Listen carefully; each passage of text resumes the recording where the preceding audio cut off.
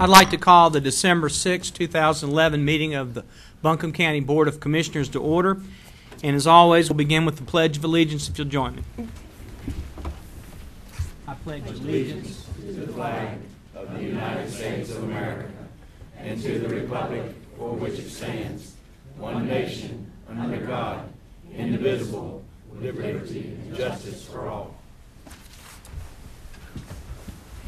Thank you. And tonight we'll have Commissioner Peterson give the invocation. May we pray. Our dear Heavenly Father, we gather here as grateful people, grateful that we live in this wonderful Buncombe County and North Carolina and the United States of America. After Thanksgiving, we realize the many blessings that we truly do have, and our hearts are full with those this afternoon, and we appreciate that so much. As a Buncombe County family, we were gathered earlier today to pay tribute to a member of our family, Kirby Conley, Joe Conley's wife, who passed away. Joe was our county attorney, and we give you thanks for Kirby's life and the great life that she led, and we're so very, very thankful for that. We come together today to make decisions. We ask that they be pleasing in your sight. We especially ask your blessing upon the folks who get up every morning to do the great work of this county, the people who make it go, the people who go out and do the work for which we are so known far and wide, and for which we appreciate every day what they do. And that's the great staff that we have. Thank you so much for the many blessings that you bestow upon us. Look over us today as we decide things that we hope will be a blessing to you. We ask all of this in your most holy name. Amen. Thank you. It's in accordance with the Board of Commissioners Code of Ethics. It's the duty of every commissioner to avoid actual and apparent conflicts of interest. Does any board member know of any actual or apparent conflict of interest with respect to any matter coming before the board today? No, sir. All right, then is there a motion to proceed with the agenda with the modification that will take up the mail services resolution after the consent agenda, and also move up the AB Tech sales resolution to right after the postal resolution? So move. Second. Is there any discussion? All those in favor of following the agenda as moved, say aye. Aye. All opposed, no. The motion carries 6-0. Can someone talk to us about the mail? 5-0. 6-0, 7-0 next year, but 5-0 this year. Okay. Mr. Chairman, on that thing, let me just read the gist of it, so that folks know exactly where we stand on the thing, for sure. This memorandum is going to go to our two senators, Burr and Hagan, and to Congressman Schuler, and anybody else that'll read it up there, if they can read. Where's the gist of it all? Be it resolved, this board supports Federal House Resolution 1351 to preserve and secure the current level of mail service to the citizens of Buncombe County and western North Carolina. That's what we're sending to them. Keep those 200 jobs and that mail up here so we can get it the next day. All right. Is there a let's go ahead and just vote on that separately? Is that I'll take that as a motion. I move the passage of the resolution, Mr. Chairman. Is there a second? Second. Any discussion? I just would echo what Vice Chair Stanley said. This would be a horrible thing for our community to lose that distribution center. We know there's national problems with the Postal Service, but you don't solve problems by decreasing service and taking jobs away. And that's what's going to happen if we don't stop this closing. Any other discussion? All those in favor say aye. Aye. All opposed, no. The resolution is approved 5-0. Next up, we have the resolution about levying the local sales tax and use tax at the rate of 1/4% in addition to all other state and local sales and use taxes. And we have, I think, Dr. Dunn, from President of AB Tech, is going to start off, and then Mr. Frew will say a few words. So, gentlemen, you tell us about this resolution. appreciate that. I think I wanted to say thank you before I tell you about the resolution. So I've kind of written some of my thoughts down because when I got here and I started thinking about this last year, I thought I really needed to write it down. So I'm going to try to sort of sing-song a little bit, but here it is. I do want to give our heartfelt thanks to the commissioners. This was a difficult year to put a sales tax referendum on the ballot. It's a difficult year to talk about taxes at all. It was a three-letter word, really was a four-letter word. But I believe the voters of Buncombe County, even as close as this vote was, reflect what happened in 5 other counties across the state this year, with Halifax and Cabarrus and Orange and Durham also vote, and Montgomery County also voting to approve this sales tax in these very difficult financial times. They did that, I believe, because they could see where the tax was going to be used. They could see where it benefited themselves and probably also benefited the county in which they live. They believed there was a good reason for the tax increase, and they thought it was going for a good cause. I think that's what the voters of Buncombe County have decided here as well. I believe most residents of Buncombe County believe that AB Tech is a highly regarded institution and that they see us as better than a good cause. I think they see us here as an institution dedicated to helping the county, to changing students' lives, and to working to help small, medium, and big-sized businesses to prepare and grow their bottom lines. We're here in difficult economic times to grow jobs and to help the economy in any way that we can. The only secret, as many of you have heard me say, about being a great community college is find the local need and meet it. AB Tech is out there every single day of the year trying to find the local need and meeting it. And I think we've done that well for 52 years. I think we'll continue to do it for another 152 or 252, and so that's great. I appreciate the fact that you allowed us to come before the voters and put this on the ballot. I know that came at great personal risk and great pressure from the electorate out there. But as statesmen often do, you did what needed to be done, not what was politically expedient. And for that, I think on behalf of the college, appreciate you for doing that. Upon your approval of this resolution this afternoon, it will be a transformational effort for AB Tech. We will not be the same college in many ways, and in many good ways. We will immediately begin to commence the actions necessary to move forward with all haste to build specifically 2 new buildings, a new public services training building and our new health and workforce building. We will work with our Board of Trustees, many of which are here today, the state community college system, and the county to adopt policies and procedures that allow us to move forward as rapidly and expeditiously as we can. I think the voters will see us using the money in the ways that we said we would and the ways that you said we would. I believe that you and we and our students and the business community will greatly benefit from this mutual ability we've had, this mutual commitment to create 21st century facilities in Buncombe County. And in the end, we all benefit from being a strong community college. Thank you for the chance to allow us to have told our story out there. We have a great story to tell. And your efforts in helping us to not only continue to be one of the best, if not the best community college in North Carolina, but for doing this for many, many more years to come. We look forward to breaking ground on the 2 new pivotal buildings and the many more things that we've talked about in that plan within the next 8 to 10 months. And we look forward to helping those buildings, creating new jobs and new opportunities economically and educationally for Buncombe County. For that, we're immensely grateful. And at this point, I guess I'd like to ask if the board would consider passing that resolution officially so that we could get on with the good work that you've asked us to do. All right, let me recognize Mr. Frew and tell us about the legalities of this resolution and what it means. Thank you, Mr. Chairman and Commissioners. Dr. Dunn very eloquently stated the human element of this process so far, and the statute that governs this process is short and sweet, but we know that this process, and as it has unfolded, has been anything but. But the short version is that in August, at the request of AB Tech for stated capital needs of AB Tech, request that the Commissioners put this matter on the ballot in November. We have the certification of the official results of the favorable passage of that resolution from the Board of Elections, and accordingly we have before this board a resolution in particular asking that there is imposed and levied the 1/4 cent additional sales and use tax in addition to all other local sales and use taxes. What that means is currently we're at 6 3/4. An additional 1/4% would make it 7 total.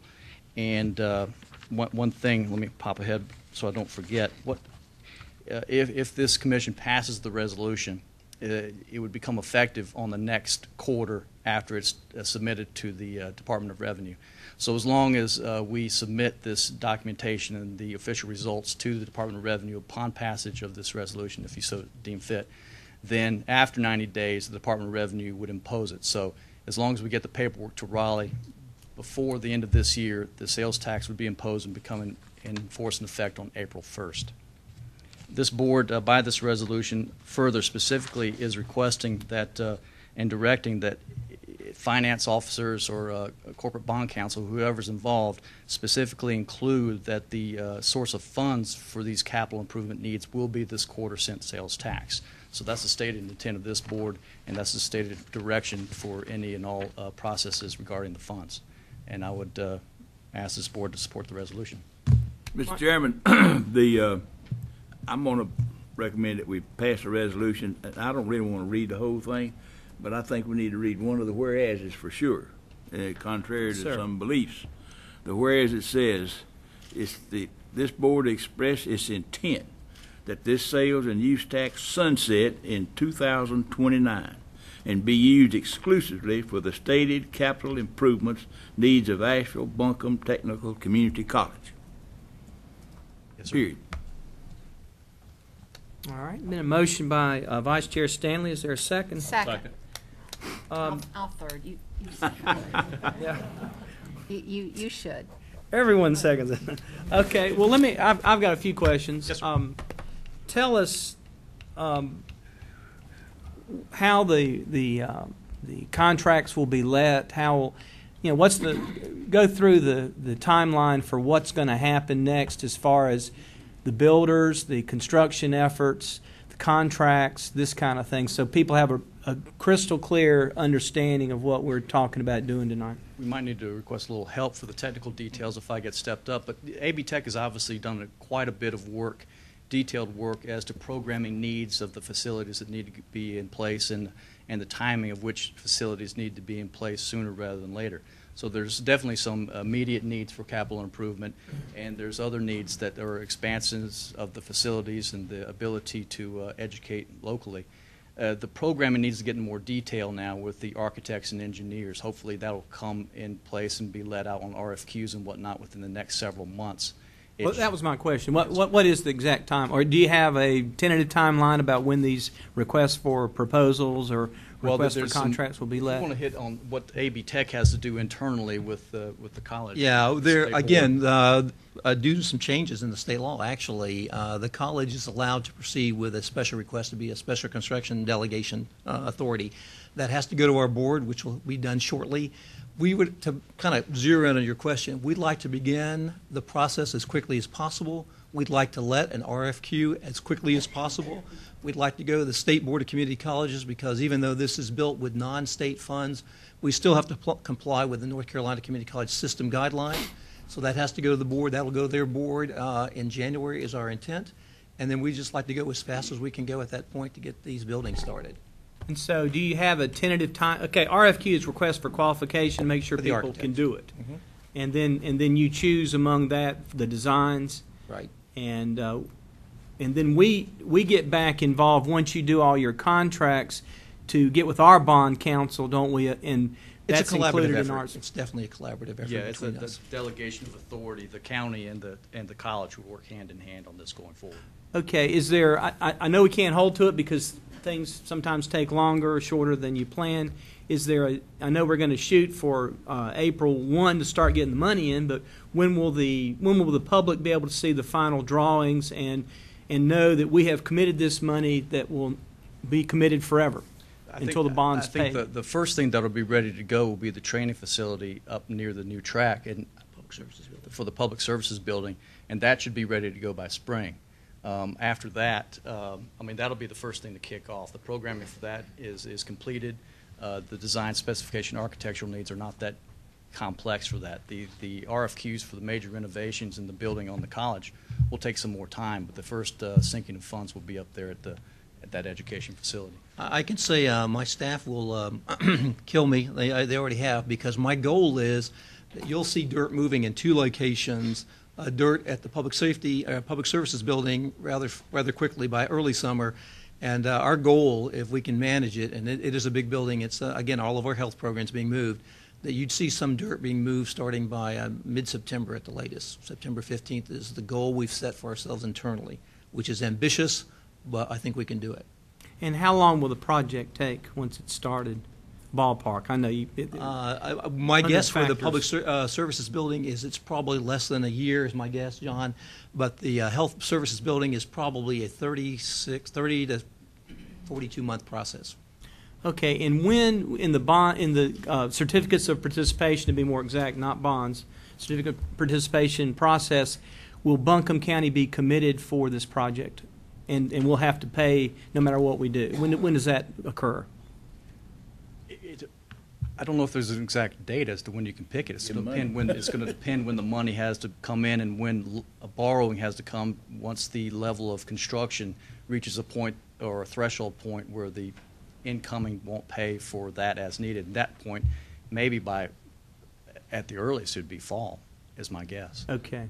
Okay, but we'll be on. Buncombe County will be committed for the certificates of participation. Yes. As soon as we get with our bond council and all that's put together, right? Yeah. Once the program is completed and once there's a sufficient number of dirt moving and construction going that we need to bring in more money on a loan that the bonds or that the quarter-cent sales tax is intended to repay. And no future board can take away that obligation we make once that money is set up. Isn't that I true? understand that, speaking with bond counsel before, that the threat has been made by other counties in different situations where they have cops on the table and they have a certain bond rating that they have threatened to cut funding for whatever reason or whatever politics was involved with that board. And the Department of State Treasurer said, yes, you will allot and you will pay it. That's the state treasurer, North Carolina The state treasurer could overrule says such you're a obligated to pay this. Yes, Or we come take it over and take your money and do it. essentially. Yeah. Is that right? I think I talked to our finance director about that. If a future board did say we don't want to spend this on what we said, the treasurer could come in and actually make the board do that and run the budget. Isn't that right? They could redo a county budget to make that happen because we have a legal obligation to pay this back. Is that right? That is correct. Before they would let us default on the loan, they would. And it would be a default if we didn't spend it for AB Tech the way we said we would when we set this certificate of participation up. That's Isn't that correct. right? Additionally, it would wreck our bond rating. Which is one of the highest Yes. we could. We're AA plus. AA. And what does that mean as far as borrowing money? Cheaper. That means Well, we you'd get a better rate, And we're right below the highest it could possibly which be, would be aren't we? 3A. And I mean, I don't know of any local governments that have such a rating, and the U.S. government doesn't anymore either. So we're ahead of the U.S. government on our bond rating. On par with the U.S. government. Okay. Okay. Any other questions about the logistics of what's going to happen? We've got a motion in a second. Or any comments any commissioner care to make at this point? Call for the question. Call the question. All those in favor of the resolution made by Vice Chair Sandley and seconded by both Commissioner Bailey and Commissioner Peterson, say aye. Aye. All opposed, no. We have the passed bond resolution 5-0. Thank you very much, and thank you for all your work. We appreciate it.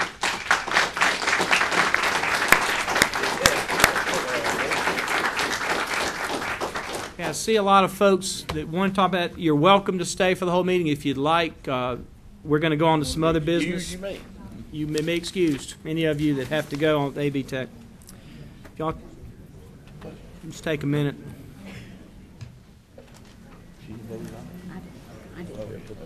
he said 5-0 and she didn't contest it. That's good. She didn't excuse herself. It is a yes vote anyway. Let them depart. That's great. Okay, next we have the public hearing on the rezoning request of Danielle Robinson to change from R1 to R3, and Debbie Trumpy is here to tell us about that. Ms. Trumpy? Mr. Chairman, members of the board, Danielle Robertson has applied to rezone tax lot PIN number 9732011650, located at 101 Farida Drive, from R1 single family to the R3 residential district. This property consists of 8.58 acres, and it's located west of the intersection of Aiken and Goldview Roads, and it currently contains a double-wide mobile home. The surrounding area is characterized by large tracts of undeveloped land and by residential development zoned R1. The requested zoning would not be consistent with the Buncombe County Comprehensive Land Use Plan, as the plan update indicates that R3 is suitable for higher density uses and mobile homes.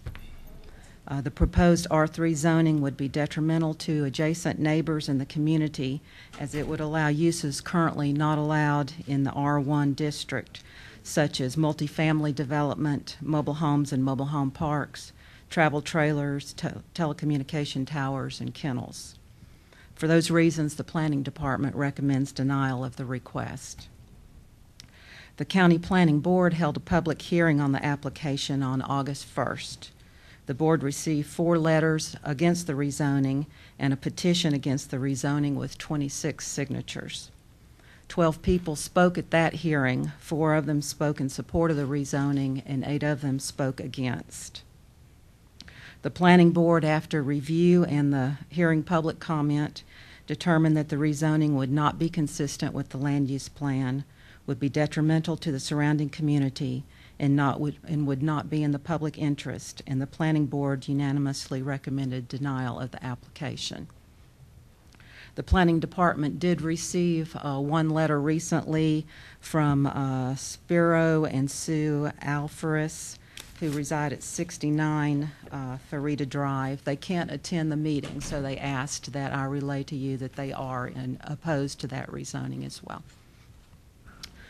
Do you have any questions for me right now?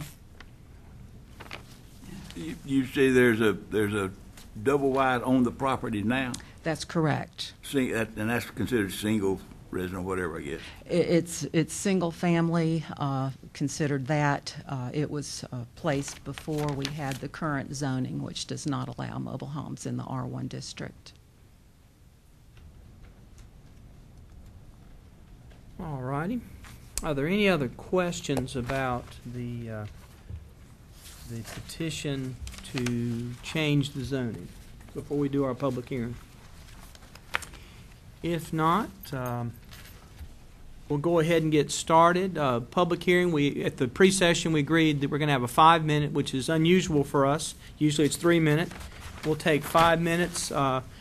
We'll have people come up to the podium. There'll be a light. You'll see the green, yellow. Yellow is 1 minute left, and then red is you need to stop. You can finish your sentence. We're not quite that cold, but we want you to finish up within a few seconds afterwards.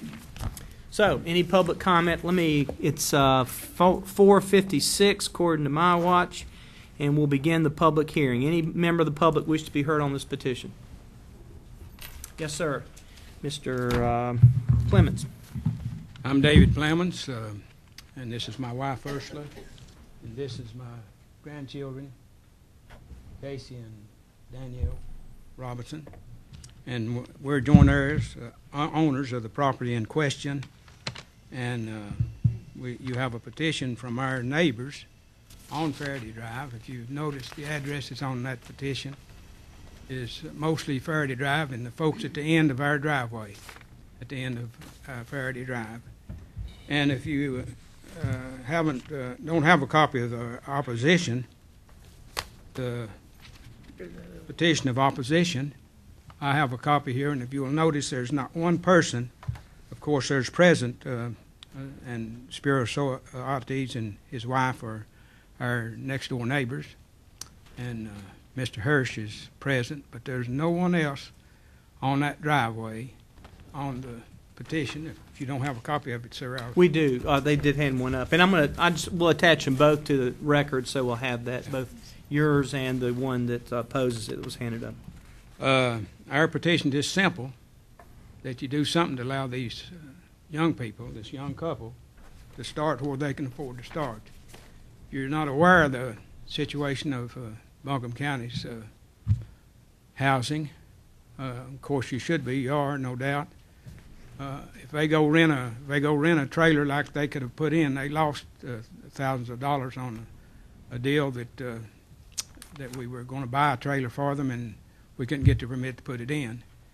And if you go out and just try to rent a trailer of that kind, you've got to pay the first month's rent and deposit, and the young couple has to have approximately $2,000 to even get started. My wife and I have raised 6 children in Buncombe County. 4 of them have left the county, and 2 of them the state because of the economy. And the other 2 make part of their living outside the county. And we believe this is a chance for these to start. She's the first one of the children, other than my son, that's wanted to place a start there. And if you're not aware of Mr. Bush, Father Bush lost the election to Mr. Clinton because of, forgive my speech impairment, because of the fact he didn't know the price of a gallon of milk. That's a big hurt. And I don't know, I'm not against success. I've had a measure of success in Buncombe County. I've lived here all my life. I moved here in 1940 on the land that we own. And the land that we own, we keep it up and keep the taxes up. And we'd like for our granddaughter to be able to place, to begin with, they plan to build a house eventually, to be able to place an affordable mobile home, single or double wide, whichever they can acquire. And it's not close to the road, not close to Goldview Road, or close to Faraday Drive. They're back off in the corner of this portion of this land. And the opposition, of course, is Goldview Road and the roads that lead off of Goldview Road. And there's not a one on Aiken Road, which our driveway comes out into Aiken Road. And you see on the plaque that we have a 60-foot right-of-way through that property, but that 60-foot right-of-way don't go all the way to the end. And it just goes, we've got it just a grandfather right-of-way at the end, and we couldn't put a mobile home park in there if we wanted to. In fact, I won't want to. It displeased my father. But if I'd have wanted to, years ago, a lawyer tried to get me to put one in, and I wouldn't do it, and I wouldn't do it now. We acquired the land. I had the 4 acres and the house, and I didn't need the land really. We acquired it as a plan for our children and our grandchildren to use, and now it comes up they can't use it. And we'd like the commission, it's in your power to help this young couple start on a place. Danielle loves the place. She's the first one that's wanted to come back to the place. And it's in your power to grant them an easement or a change of zone, whatever you got the power to do it. And I hope you got the sympathy to let this young couple start on property that we own, and we'd appreciate that from the commissioners. Thank you, Mr. Clemens. Next, any other public comment tonight? I'll second that motion, every bit of it, and I'm the first house on Faraday Drive. All right, sir. Yes, sir. What did this bill? Let me just get, what was your, just so we can get in the record, what was your name again? Blaine Clemens. Okay, thank you, Mr. Clemens. I'm third on that, too. Okay.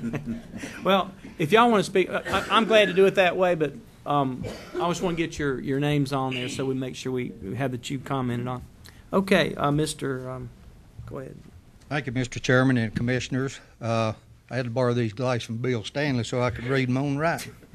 Anyway, my name is Carol Rice, and I'm a resident of Goldview Road, which the road just separates me from this property. It joins my sister, and then my sister's joins the subject property in review. I've got about 20-some acres there, and I just want to go on the record and say that I'm strictly opposed to this rezoning of this property from R1 to R3. My experience is a real estate broker for 25 years, plus several additional years in mortgage banking. Don't throw eggs at me because I was in mortgage banking, but anyway, that rezoning from R1 to R3 has always been detrimental to the adjacent neighbors in the surrounding community. And we, the people that signed this petition, are all the people that passed by this property on Go View, and this property is in view. This is not bogus of some people signing this petition that live 50 miles away, other than the lady Ellen Walker that I submitted email. She's a mission worker in China, and she's one of the other largest property owners, which is about 13 acres. And her property is right there on the petition that you sent out where it says subject property, the word subject property, not where the arrow is, but and she joins right to this property. She's one of the big surrounding property owners too. And I guess I'd sum this up to say it's not a matter of who opposes and who wants to change the zoning, who's for it and who's against it. I feel like it is a responsibility for you as the commissioners to uphold the law. And because of therefore all the hard work is put in by the previous commissioners in helping the previous commissioners get zoning for this county, something that was definitely in need of. And I do know that I have read and studied on a lot of these cases that's gone all the way to the Supreme Court. And I'm not here to quote the law, but that trying to do spot zoning. So I go down on record saying that we oppose the rezoning of this property for that purpose. Thank you. Okay, and just so we have this in the record, there are two petitions we have. Mr. Rice gave me one with 27 names, and the other one had, I think, 30. Let's see, about 38. They all. Yeah, no, it was 40. It was 41 on the petition that Mr. Clemens gave me, and 26 on yours. Okay. Any other public comment tonight? Yes, ma'am. Ms. Landis. Here comes the good lady.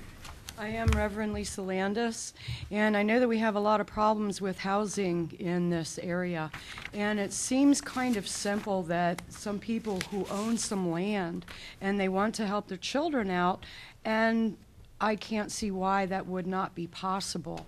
I think that people put a little bit of money a little bit before, too much before people. So if you have people here who have been here for a long time and they had planned for their children to live here, I think it's disgraceful that we do not honor the people and their land and say, I found a solution to housing even if it is in my own family. Thank you. Thank you, Ms. Landis. Any other public comment? Yes, sir.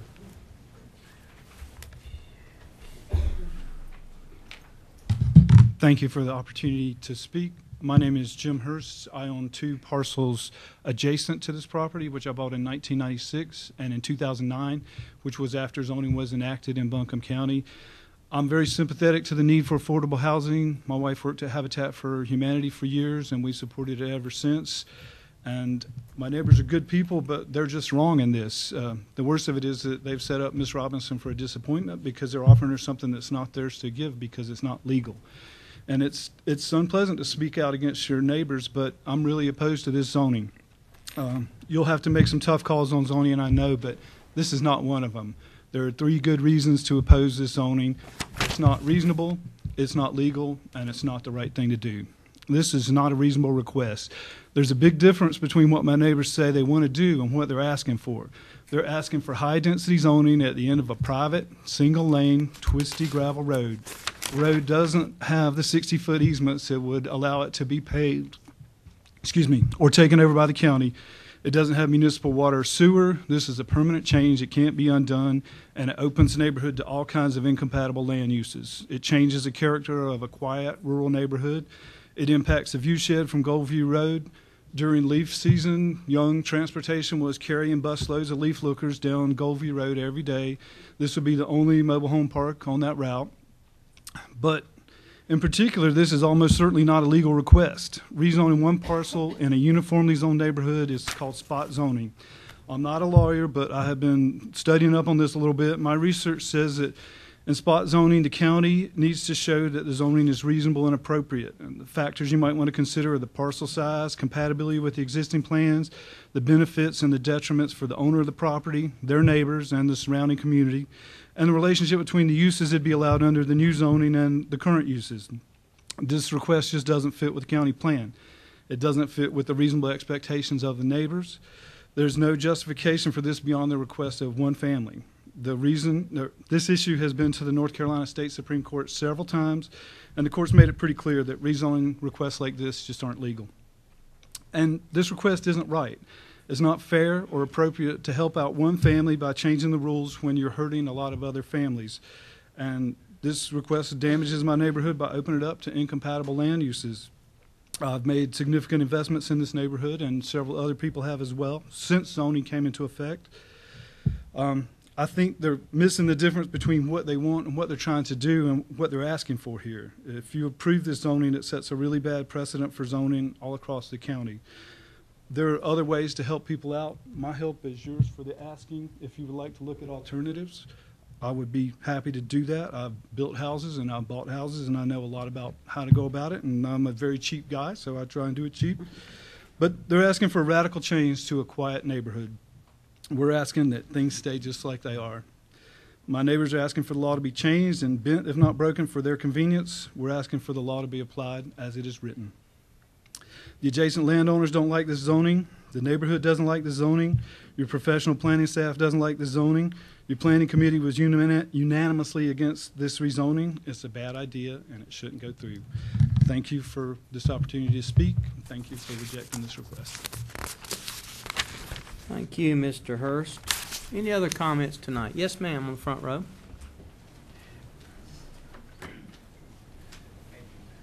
We'll do you next. My name is Brenda Rhodes, and I own a tract of property that joins the property in question. I have lived in Buncombe County all of my life, and most of it I have lived on Goveview Road.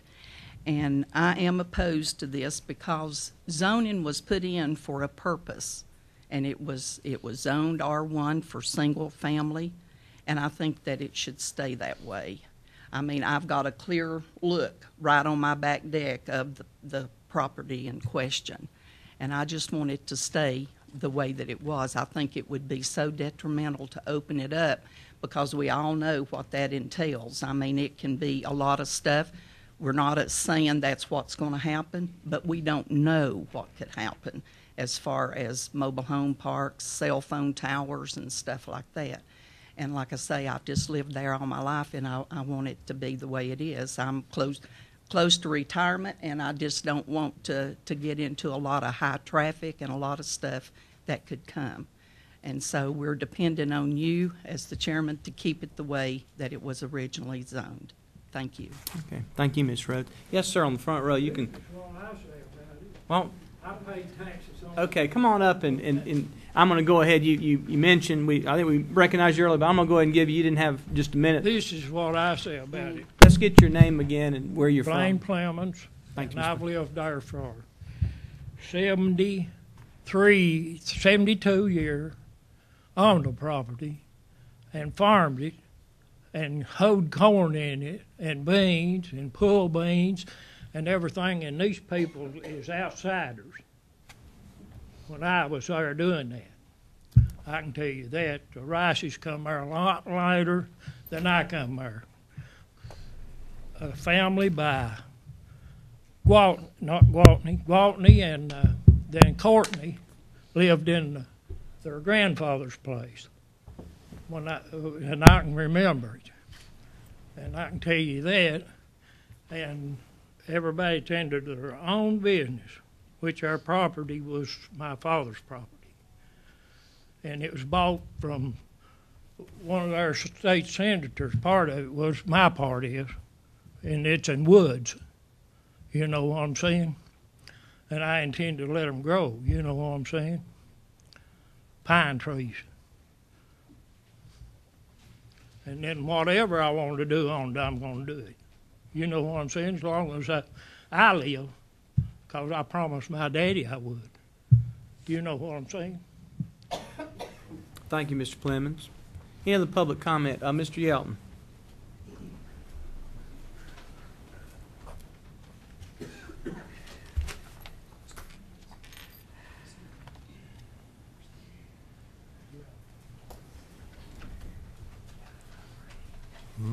Danielle, and I live on Jupiter Road, and I don't have a dog in this fight as far as being on this hill. But I sat here and I see neighbors fighting each other over what they can do with their property and what they can't do. And I look at this board and I know that you have to make decisions based upon a plan that you all adopted called the Countywide Planning and Zoning. And in that plan, we did penalize mobile homes.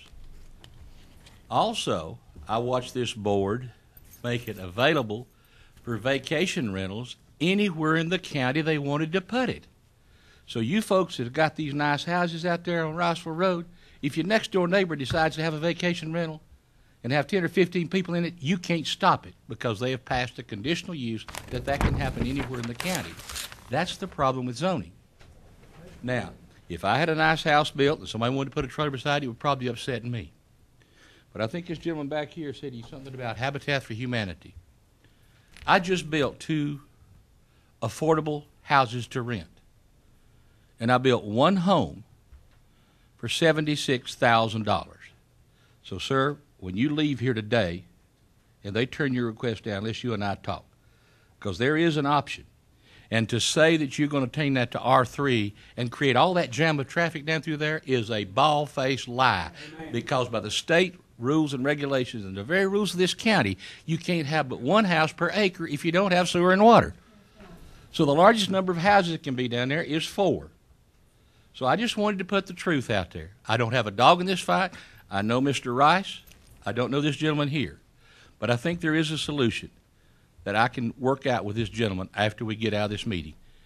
And this is a problem that you have with zoning. So just remember, let's consider the fact that I have a paper here that says Buncombe poverty rate rises. And it talks about the fact that our wages have always been low because we're a tourist town. And the only people that's made money in the past is real estate. And that's why it's hurting us now, because real estate has finally stopped and is not our thing, and it used to be about 2 years ago. So bottom line is, I just wanted to put the truth on this record and say this before the audience out there that sees this. So there's been some things said here that are not true, and you do have some rules and regulations in place that would keep a high-rise apartment from going down there. Absolutely. Thank you very much. Thank you, Mr. Yelton. Any other public comment? Yes, ma'am, front row.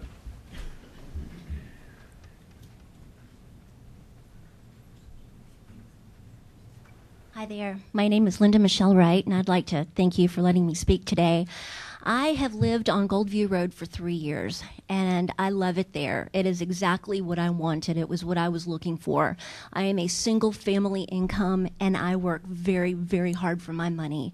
And I work very hard to keep my property up, and I love my neighbors, and I like the way things are. And I'm trying to refinance my house, so obviously I want to stay. I want things to be the way they are. And I live right across the street from Ms. Rhodes, and if this listing is changed, then I'm going to be able to see mobile homes from my house. That's going to lower my property values, and it's not going to make me happy. It's going to increase the traffic. It's going to be loud. It's going to be an eyesore, and I do feel very badly for these people. But, you know, this zoning has been in effect for a very, very long time. And I knew what I was getting into. I have an extra lot with my house. I don't plan on putting anything up there. I'm happy with the way things are. And so there are other things that these young people can do. And there are all sorts of things that are available to them, and my heart goes out to them. But my heart goes out to me too, because I work so hard for what I have.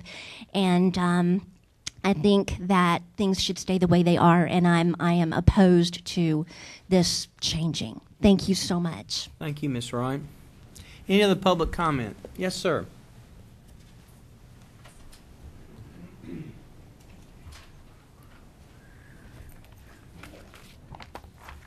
I live on the property that all these people are talking about. Okay, well, let me get your name and. Ronald Clemens. Okay, Mr. Clemens, thank you. I've lived there 50 years. I'm 50-year-old, and I've been there 50 years. And I've done about like some of the rest of these people here. I've farmed the land. I've lived on the land. And, I mean, you know, everybody talks about downgrading property. Well, you know, I mean, I own one piece and they own something else. I mean, I don't care what they do with theirs. But all I ask is, I mean, my daddy gave me a chance. And all I'm trying to do is give my daughter a chance at life.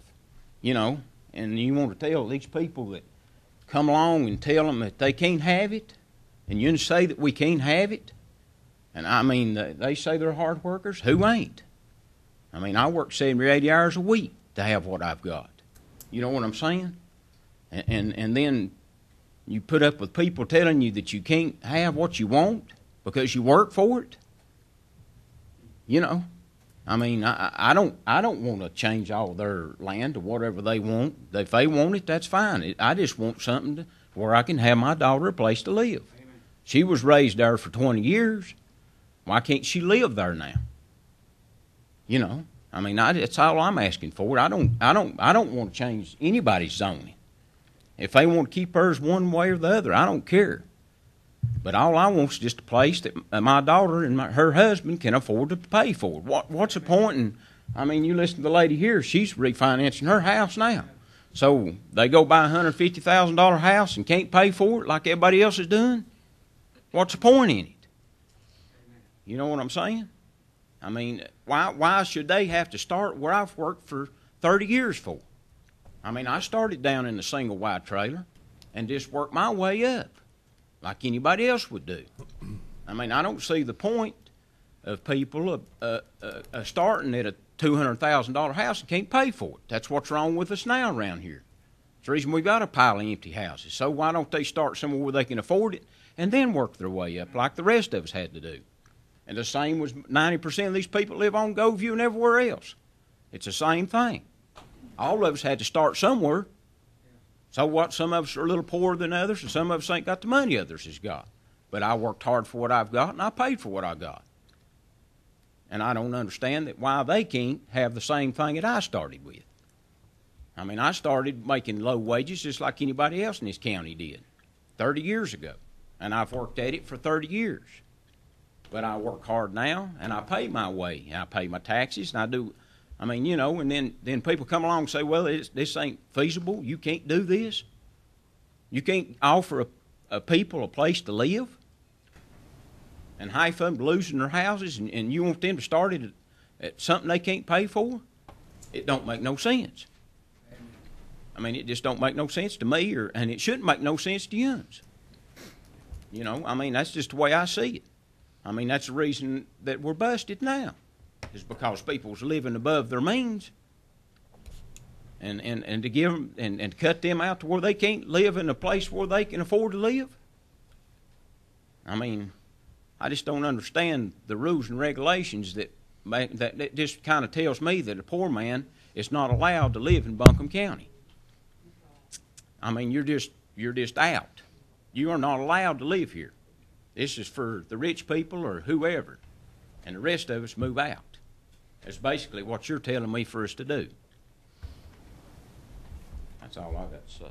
Thank you, Mr. Clemens. Any other public comment tonight? Yes, sir. Let me get. Okay, go ahead, and we'll get you next, sir, in the green. I'm getting to be an old man. Let me get your name, where you're from, sir, please. I'm 85-year-old. Your name. J.R. Plemons. All right, Mr. Clemens. J.R. Plemons, and I've lived in that vicinity since 1940, December the 6th, 1940. And I started out in a little place when we got married. There's not a one of you in here that won't live in it. Now, that's a fact. It's 2 go down for you to live in. When the snow comes, it blows in to the cracks in the ceiling. And I lived there the first 12 years that me and my wife was married. We've been married 65 years Christmas morning. And we've had 65 good years.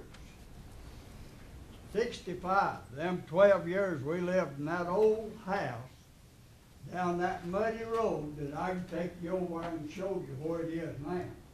Now, I live down below Mr. Hurst. He lives up on top of the hill, and I'm using a pretty loud voice because I'm a preacher, too. I barbered. I've been a barber 65 years, and I ain't afraid to talk. I can tell you that, no more. I can go in the White House and talk, and I can talk here today. I could even preach if preaching comes on. I can tell you that today. But, listen to me. I'm here for David, and I'm here for his granddaughter and her husband. That's what I'm here for. It won't be one dime extra to me. I own where I live.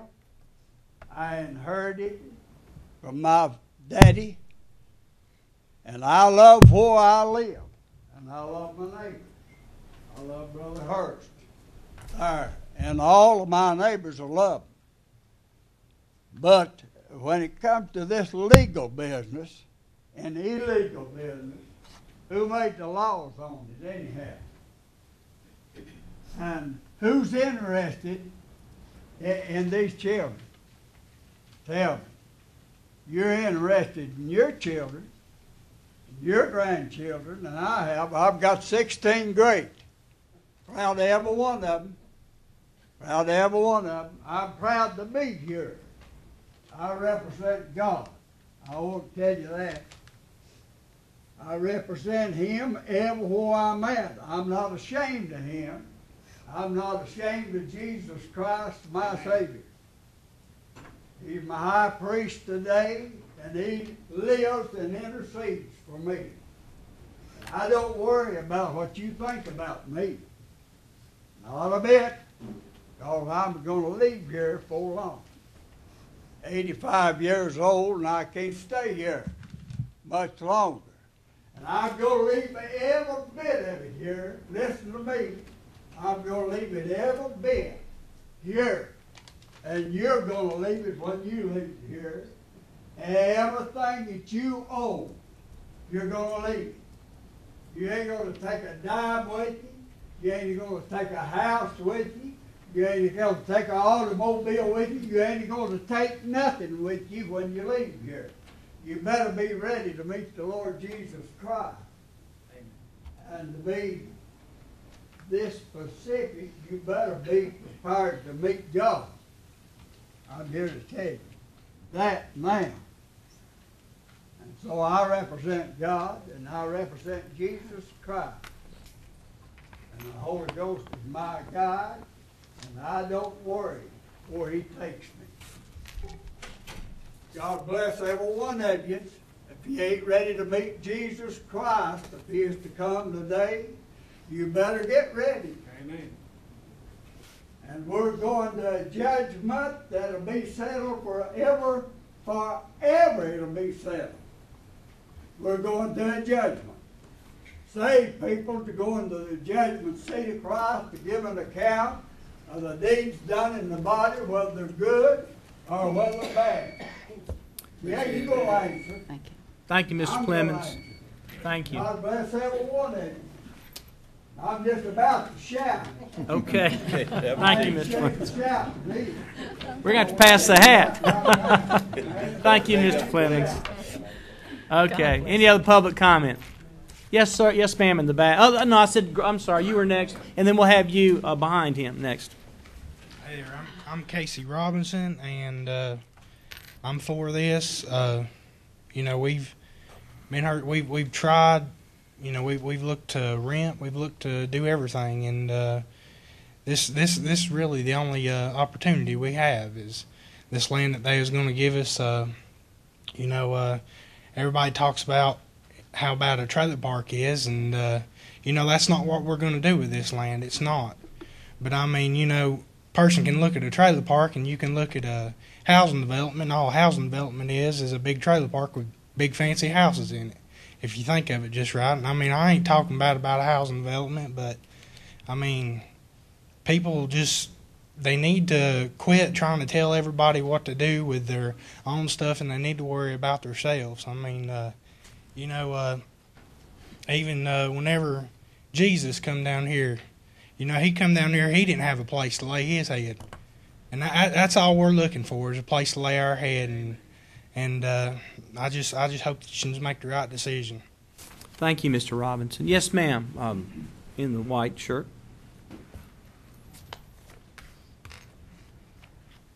I'm a little upset now. My name's Roxy Plemons, and this is my daughter that we are talking about.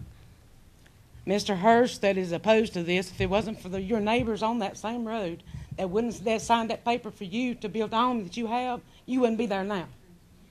It was your neighbors that signed the paper for the bank to loan you money to build your home.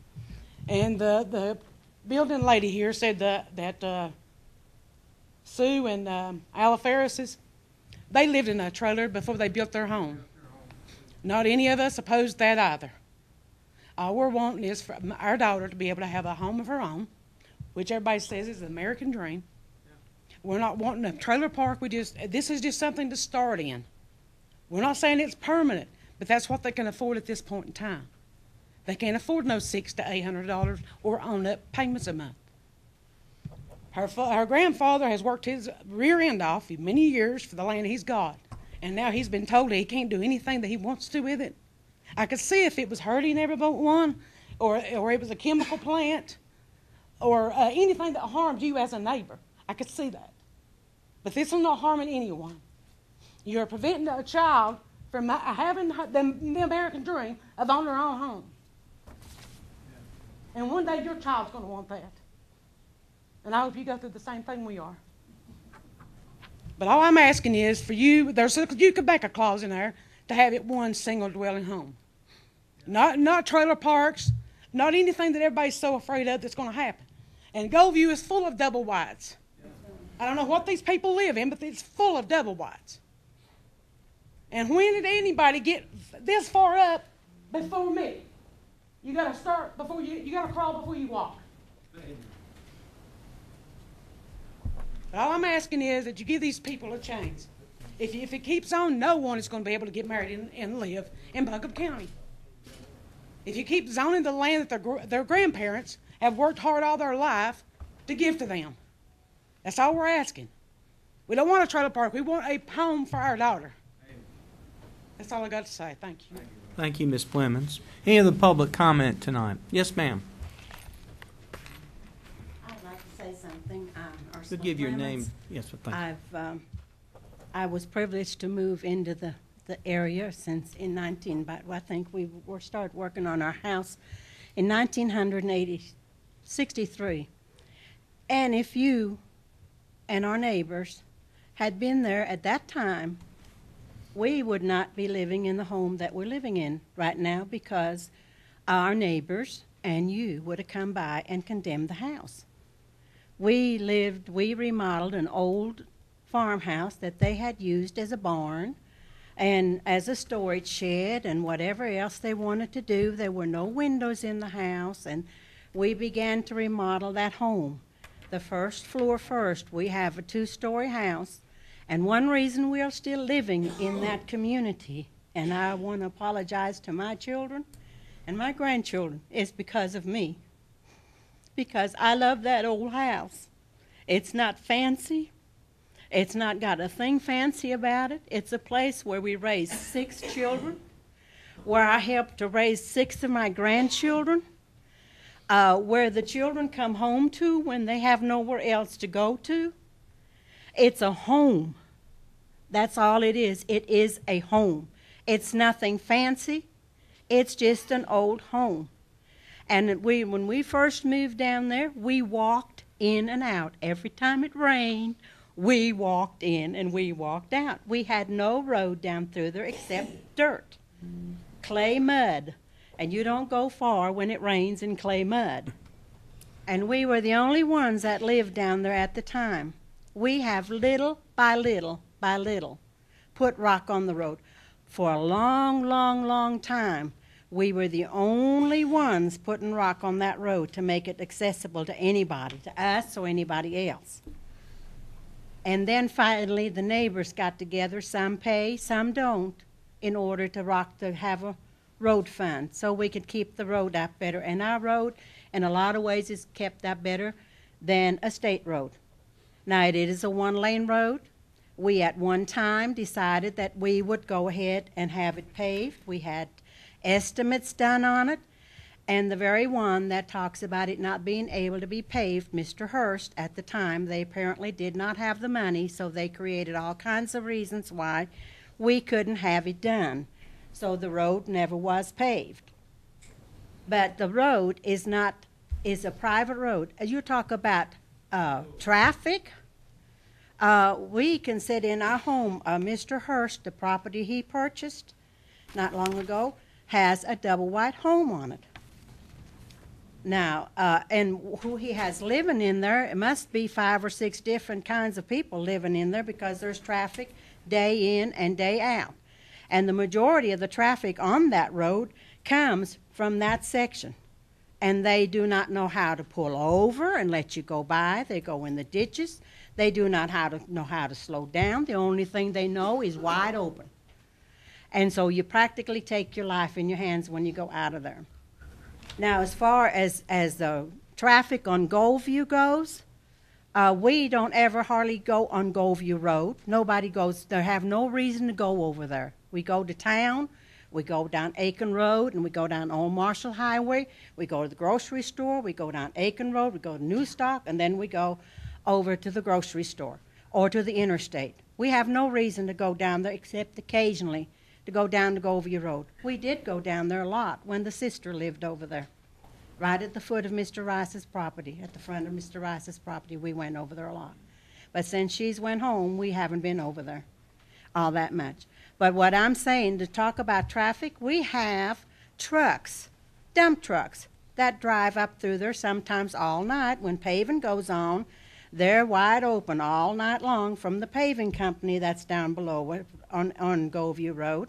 Then we have the rock quarry that has trucks coming up and down through there all the time. As a matter of fact, the sister that died, she's the one that put in the petition to not have the trucks on the road when the school buses went through there, because she was afraid some of the children would get hit by a school bus. So as far as traffic goes, one mobile home is not going to damage the traffic.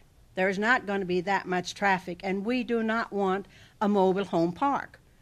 And Miss Rice lives right next to us. She talks about looking over there at the property. Well, I can look over from my kitchen window when I wash dishes. I see her double wide. Yeah. So it's kind of two-edged right here. And Mr. Rice Thank you, Ms. put Payne. his children up in a trailer park too. So Okay. you just take all that into consideration. Thank you, Ms. Clemens. Any other public comment? Mr. Rice? And we'll do you next. Sit your ass down. Thank you, Mr. Chairman, members of the board.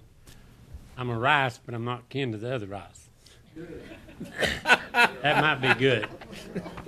But let me tell you what, I am akin to these folks sitting on the front row here, and that little preacher that got up here, them 3 grandchildren of mine, that's his great-grandchildren. So I was waiting to the last because he done a good job of cleaning up. He should have been last.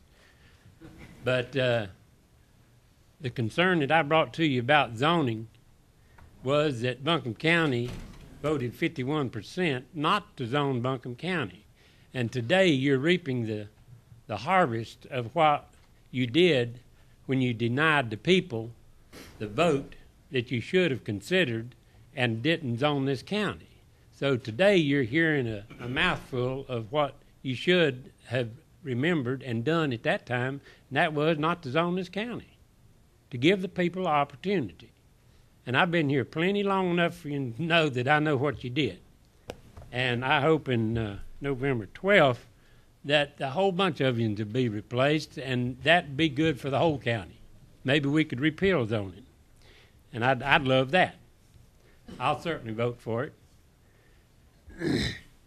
But one thing that I'd like to say to follow up with the folks is my daughter lived at the end of Faraday Drive for the past 20-some years.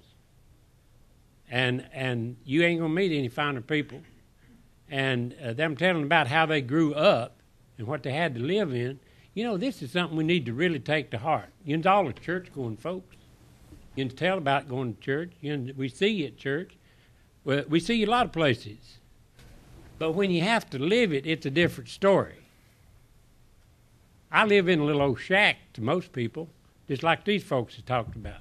But let me tell you, I'd rather have a home is to have a house. Amen. They're talking about a house. But I growed up with 18 brothers and sisters.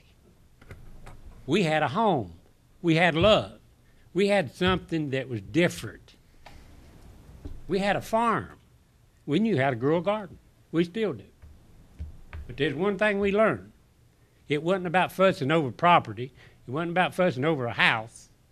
It was about love. So these folks today is just talking about, give me a place to put my head. Put a shelter over me. You got this rock quarry. You got a big cemetery right across behind all this property, a big one. My mother and dad, grandmother, aunt, uncle, other folks up there. Then on down you got the prison. Then you got the landfill. I mean, what is the big deal? Give the people an opportunity to live in an affordable house, and that's all that's necessary. My daughter started out in a little bitty one, and ended up in a bigger trailer. And these people, they helped. They provided something that I couldn't at the time. And I love them, I appreciate them, and we'll always be grateful to them. And we'd be grateful for you to take care of them right now. Thank you, Mr. Rice. Any of the public, let's see, you're next. Yeah, any other public comment after him? Okay. I'm Eric Getty, and I own a mobile home park. I don't call it a trailer park. And I'll tell you what, I don't have a renter in my park that I wouldn't go to bat for today. Them people, they're like my family. We're all close. There's nothing wrong with living in a mobile home, folks. Amen. And there should be some type of a variance made in your zoning to where anybody, I don't care who in the auditorium or in Buncombe County, they need to be a variance put in that zoning to where these folks can provide a place for their families. Amen. Now, right's right and wrong is wrong. This is wrong, flat out wrong. Buncombe County needs to get this thing out here, and I talked to 3 farmers today. Every farmer told me, oh, they made it where the farmers can put a place on their land for their kids. What's up with that? That's what they all assume. And it's that way till they come up here to get a permit, and then they send them down to the planning department. Oh, we can't give you a permit, you're zoned. You understand where I'm coming from? This can be changed and it can be fixed to where anybody, you can fix this today to where just these folks can put a single wide mobile home where they're wanting to put it. You can't see it. And you drive right by one, it ain't from here to that wall from the road going into the property. It's a single wide mobile home on the road. And you drive right down into the dump where Ron lives, and he's wanting to put it off in there below his house. I doubt you could see the roof from the road up there on Goldview. It's going to be plumb off in a valley below his house. But this thing needs to be looked at. The zoning ordinance in Buncombe County, they need to get somebody that's got a little sense, common sense, old horse sense. Education's wonderful, I'm all for it, but a lot of times it strips people of that common sense, that everyday book and everyday knowledge that's given to you from the good Lord above. But anyhow, I don't have a dog in this race. I love these people and their families, and Ron and his daughters. And I've known Ron over there probably 25 years. I remember him when he first started working at Farm Equipment in Asheville. And I appreciate all of you. And I'm not up here being mean or throwing knives at none of you, and I know some of you know me, but I do appreciate you. But look into that. Help these folks if you can help them, because that's all we can do. And I'm sure you'd help if some of your neighbors come up here tonight and said, I ain't got flour or cornmeal or milk, they'd have it before they left. Thank you, Eric. Eric, good to see you, son. I ain't seen you in a long time. All righty. Any other public comment tonight on this rezoning request? Oh, he's Yes, ma'am.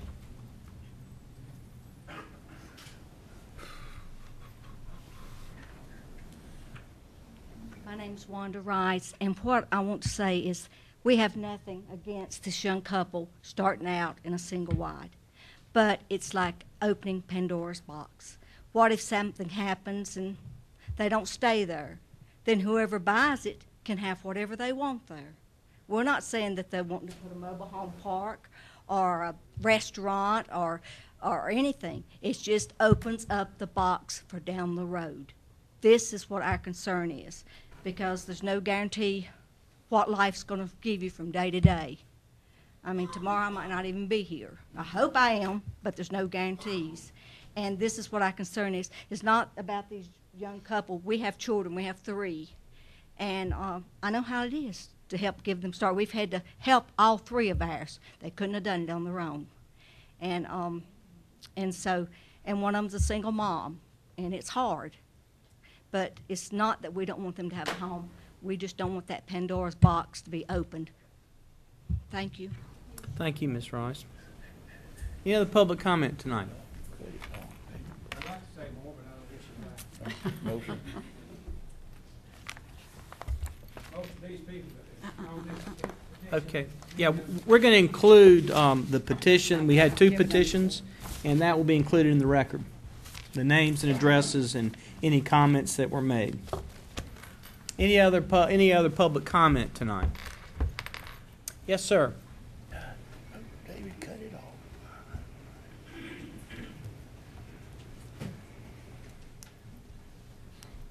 My name's Michael Player. I live on Goldview Road. When I bought my land and built a house, it was zoned where you couldn't put a single wide. And does that mean when you do, if you change this, will I be able to put a single wide in my backyard for my kids? I mean, is that what this means? Well, in public comment, we're not going to. Yeah. We'll answer that at the end. But go ahead and just make your comments. We will ask Well, Mr. I mean, Frew. I had to come up. build a house, and I wasn't able to. I bought the land because it was zoned for no trailers, and that's why I bought it and built it. Thank you. Thank you. And we will answer your question, Mr. Blair, after we get all public comment. Okay, any other public comment? All right, Mr. Frew, will you answer his question and perhaps tell the difference between R1 and R3? There were some comments about that. I don't have the table in front of me, and Debbie might be better able to Okay, get a quick Debbie. answer on that. But directly to this question, this application was only for this pen at all. I mean, for this one pen parcel. So it would only be for that one parcel of property and not for this gentleman's. Okay, and I'm going to declare the public meeting closed at 5:46. And Debbie, could you tell us the difference between the two? Yes, sir. There's several uses that would be allowed by right or allowed conditionally in R3 that are not allowed in R1. Multifamily development, mobile homes, mobile home parks, travel trailers, travel trailer parks, telecommunication towers, kennels, beds and breakfasts, clubs and lodges, government protective services, hospitals and nursing homes, landing strips, libraries, private recreation facilities, and rooming houses. And that's as of right if it's changed to R3? That's correct. If it were changed to R3, then any of those uses would be allowed. Okay. And that would Or just be allowed on this conditionally. parcel if we approve this variance? That's correct. It would just be the one parcel that's asking to be rezoned. All right. Thank you. Any other questions for Ms. Trumpy while she's up? Okay, any comments from the board before we consider this? Okay. Is there a motion to approve the rezoning request?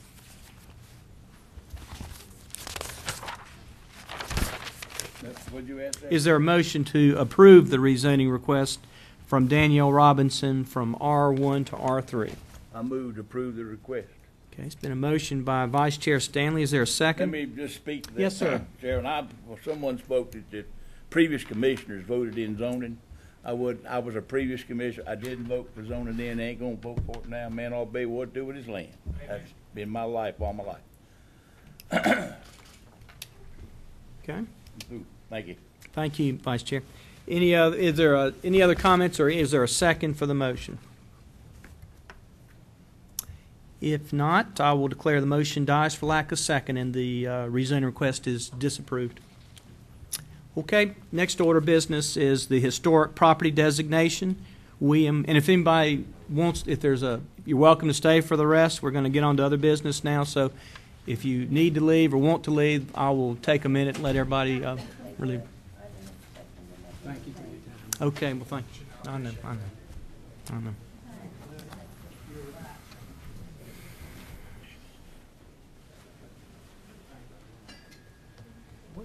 Need to do. We need to get a tool in our toolbox called conditional use permit, where we can make exceptions for certain things and without rezoning the whole parcel. Yeah, one that. My ward come. Thank you. I'll be the happiest. Okay, sir. Thank you, Mr. Clemens. Thank you, Mr. Clemens. All right. Okay. Thank you, sir.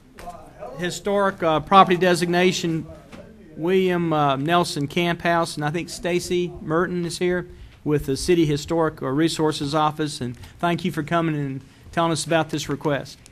Thank you, Chairman Gant and members of the board. And it is the Asheville and Buncombe Historic Resources Commission. And I know we don't do a lot of work in the county, but I'm happy to be here tonight to be presenting a landmark for the county. The item for you this evening is the adoption of an ordinance designating the William Nelson Camp House as a local historic landmark. I believe we do have a photograph of the house, if we have that available anyway.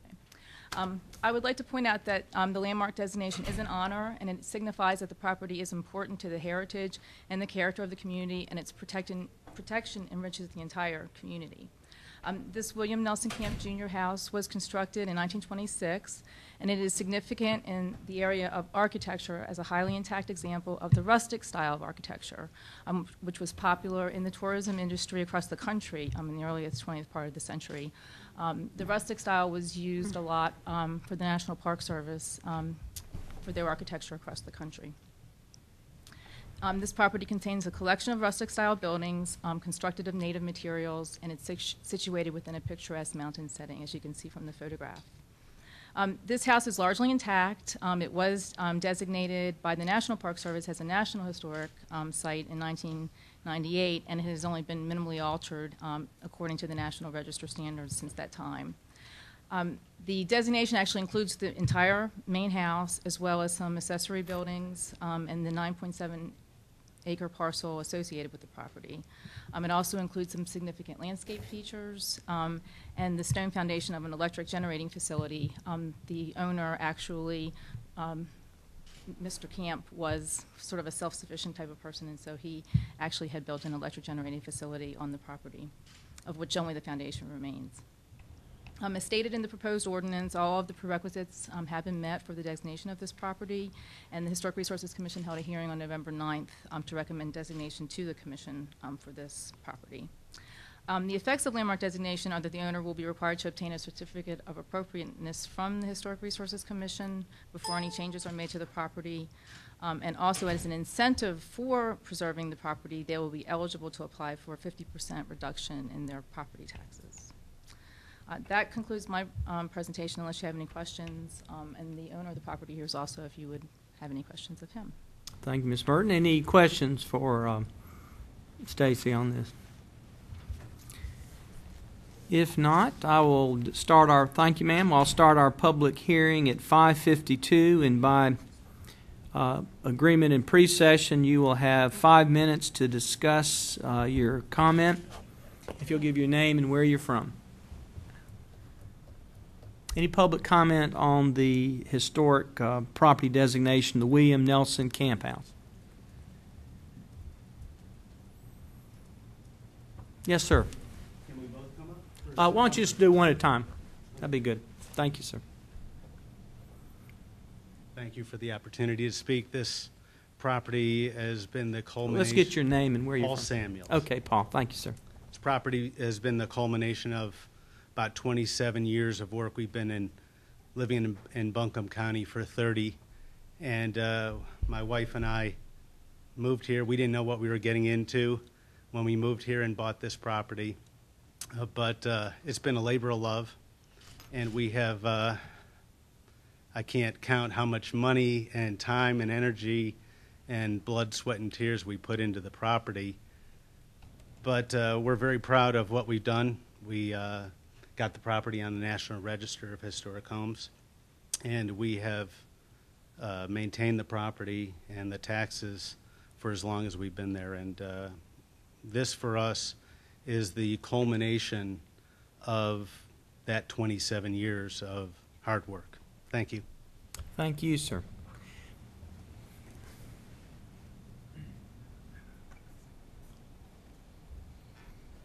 Hi, I'm Pat Samuels, and like Paul said, yes, it's been 27 years of labor of love. I think what attracted us to this property is that, you know, it was in need of saving, because when we moved in, it was really in bad condition, and we just felt drawn to, you know, work on this property and keep it intact for the community. And just as an example of the history, some of the history of Buncombe County.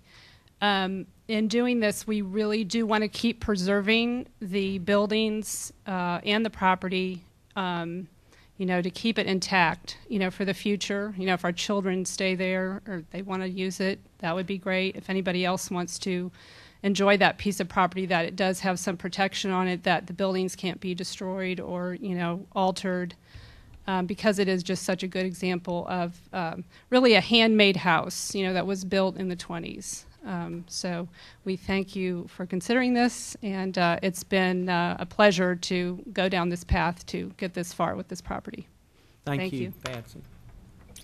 Any other public comment on this public hearing?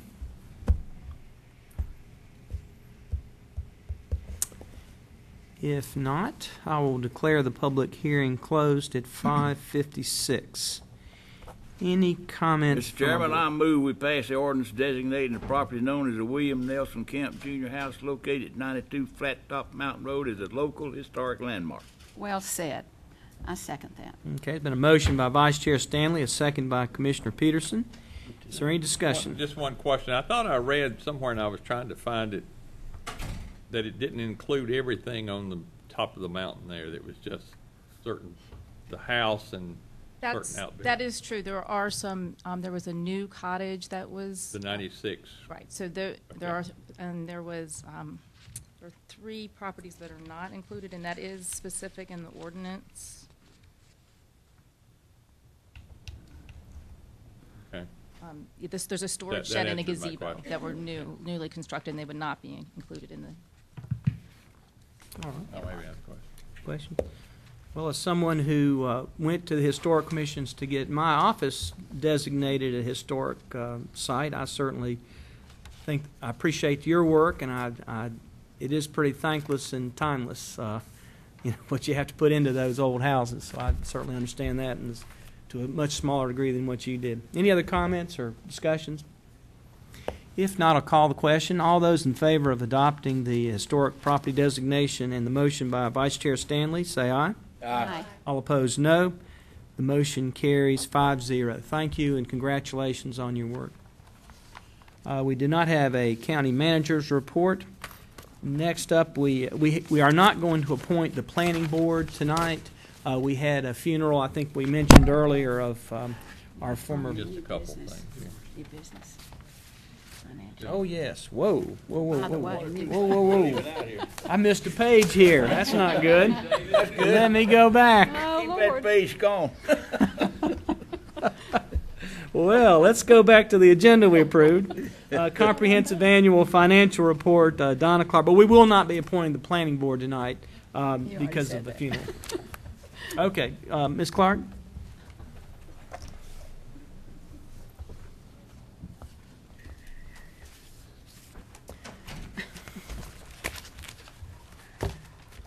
Thank you, Mr. Chairman and members of the board.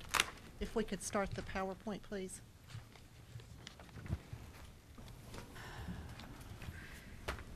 Today, I am honored to present the Buncombe County Comprehensive Annual Financial Report for fiscal year 2011.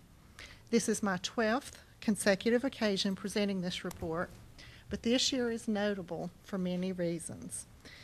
Not only did we get an unqualified or a clean opinion, we added to fund balance, and we had no findings. I'm going to say that again because I just love to hear it. Say it again. We had no findings. County Manager Green has been here a lot longer than I have and says it's the first year that she can remember that we've had no findings. I've been here 23 years, and this is the first time I remember we had no findings. Oh, right. All right. Oh, No right. findings is a good thing. It's a good thing. It's a good thing. thing. We're very proud of that. But remarkably, we did this in a time when we were adjusting to a new economy. Our financial people call it a new normal. We believe this is our new reality. It's how we're going to be operating for many years to come. We have faced significant challenges because of the prolonged economic downturn. Some of these included unprecedented growth in the caseloads at social services, historically low earnings on investments, high unemployment rate, increased foreclosures, stagnant home sales, multiple new accounting rules and regulations, and a world economy in turmoil. And I could go on and on. Yet, Buncombe County has performed well. Remember, the rating analyst from Standard & Poor's said that Buncombe County is performing better than many of the AAA-rated governments across the nation. And if we could stop the PowerPoint for just a minute, Judy. There are many people here today that deserve the credit for our excellent operating results in 2011. First of all, I commend you as a board. As a result of your directive, we have focused on core services, those services that were either mandated by policy or general statute, or just those services that governments are uniquely qualified to provide. Your vision and your leadership to enact good policy has served us well in a very difficult economic time. County Manager Wanda Green, her exceptional managerial skills and her creative ability to implement your policies and her strategic approach to budgeting has been vital to our strong financial performance. Our county leaders, they viewed these challenges as opportunities to reinvent and demonstrate creativity in the way we do business, but they remained focused on serving our citizens in an effective and efficient manner. Navigating these economic times has been demanding, and no one person or any department could have done it alone. This achievement required a team effort. Several of those team members are here today, and I would like to ask the department directors if they would stand.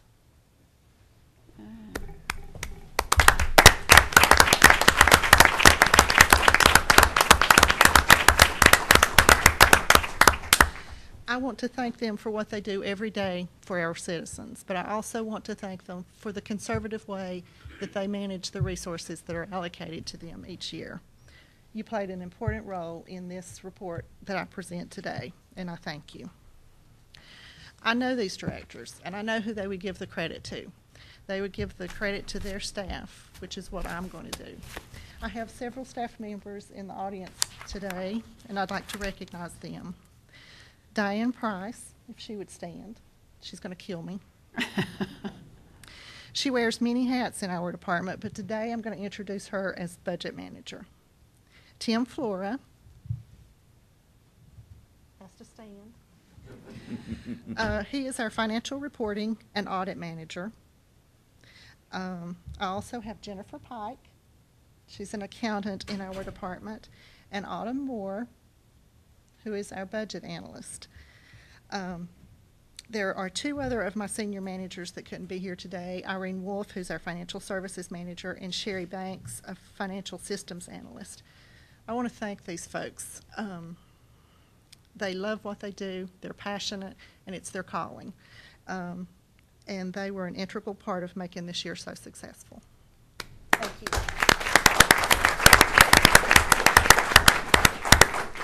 So you can start the PowerPoint again, please.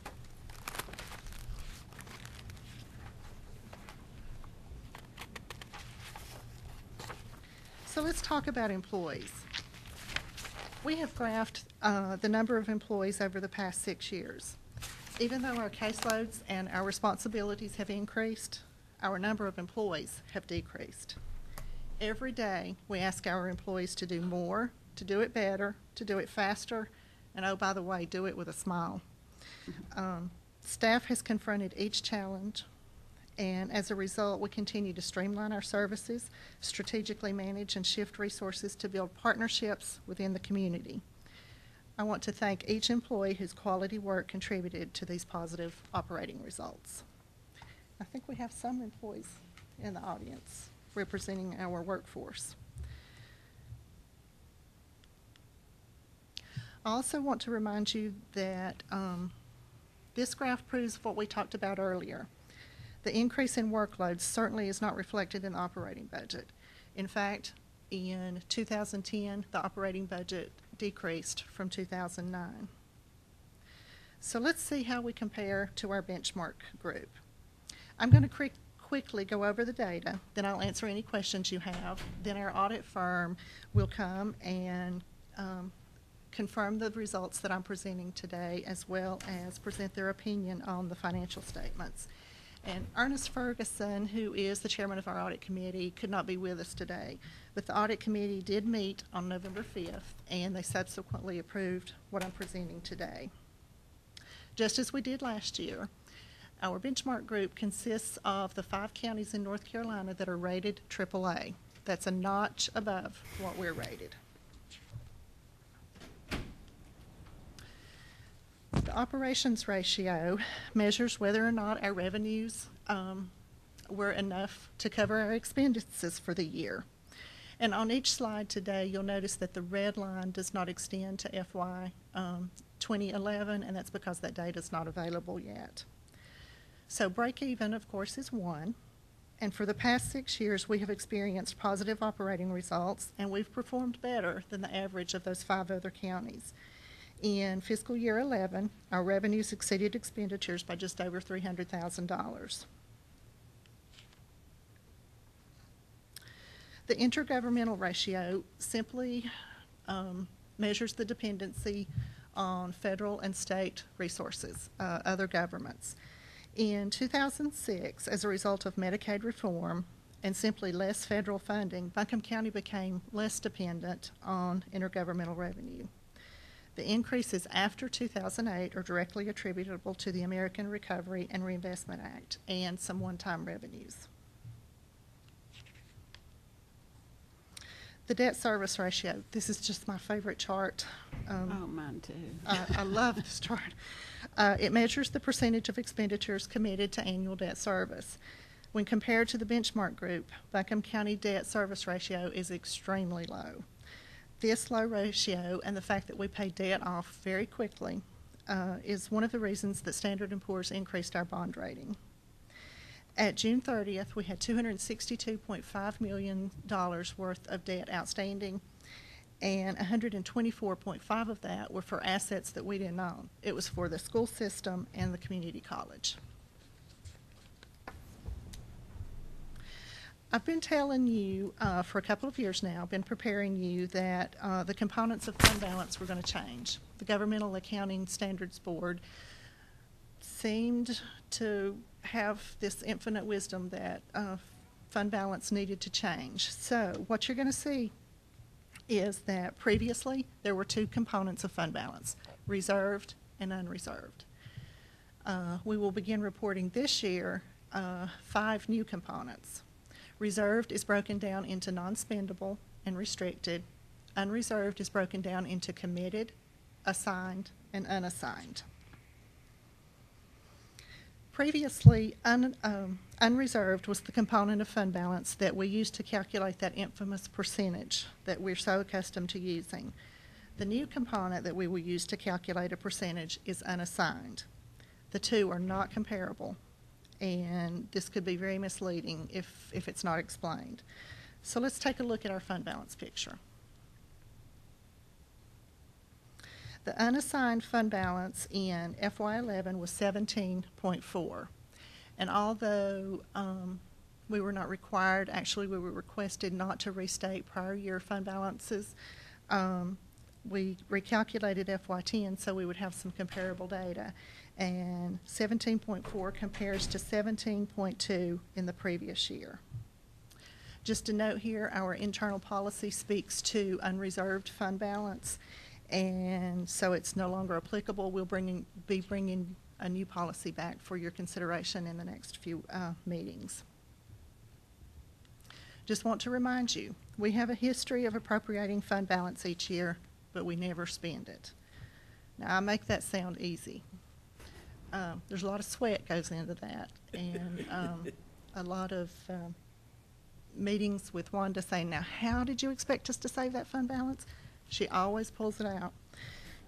No, it hasn't been easy, and it gets more challenging in this economic environment, but we've done it for several years. Our debt service, as compared to our assessed valuation, is also low when you compare it to the benchmark groups. The general statutes prohibit this from going above 8%. But as we mentioned earlier, we're very conservative with our debt practices. And as this chart shows, we fall well below the benchmark group. And I'm sorry that Gary had to leave. I saw him go out the door. But congratulations to that department this year as well. Sometimes I think he was almost disappointed with a 98.67% collection rate. But we think it's pretty good. From 2006 to 2010, we had the highest collection rate among the benchmark group and as among our population group of counties over 100,000. That's phenomenal. We received the Certificate of Achievement for our FY10 Comprehensive Annual Financial Report for the 32nd consecutive year. I have to take this opportunity to commend my staff back at the office. They contributed to this report in many ways, and they are diligent daily in managing the county's finances.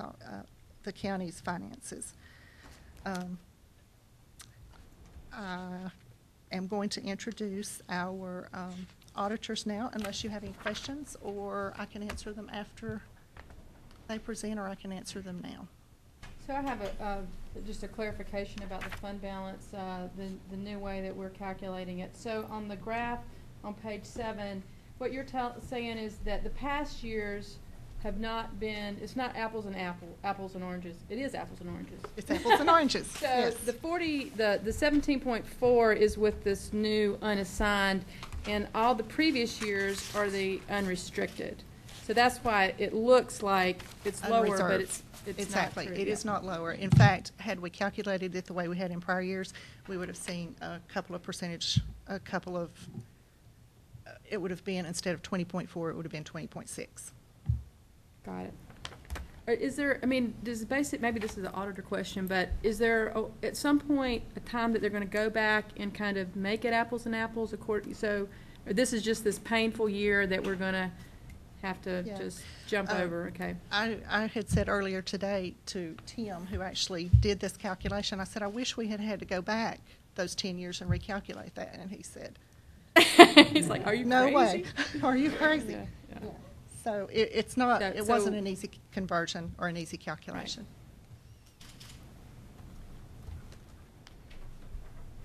Right. And the benchmarking group, is that a determination? Who are they? I'm sorry.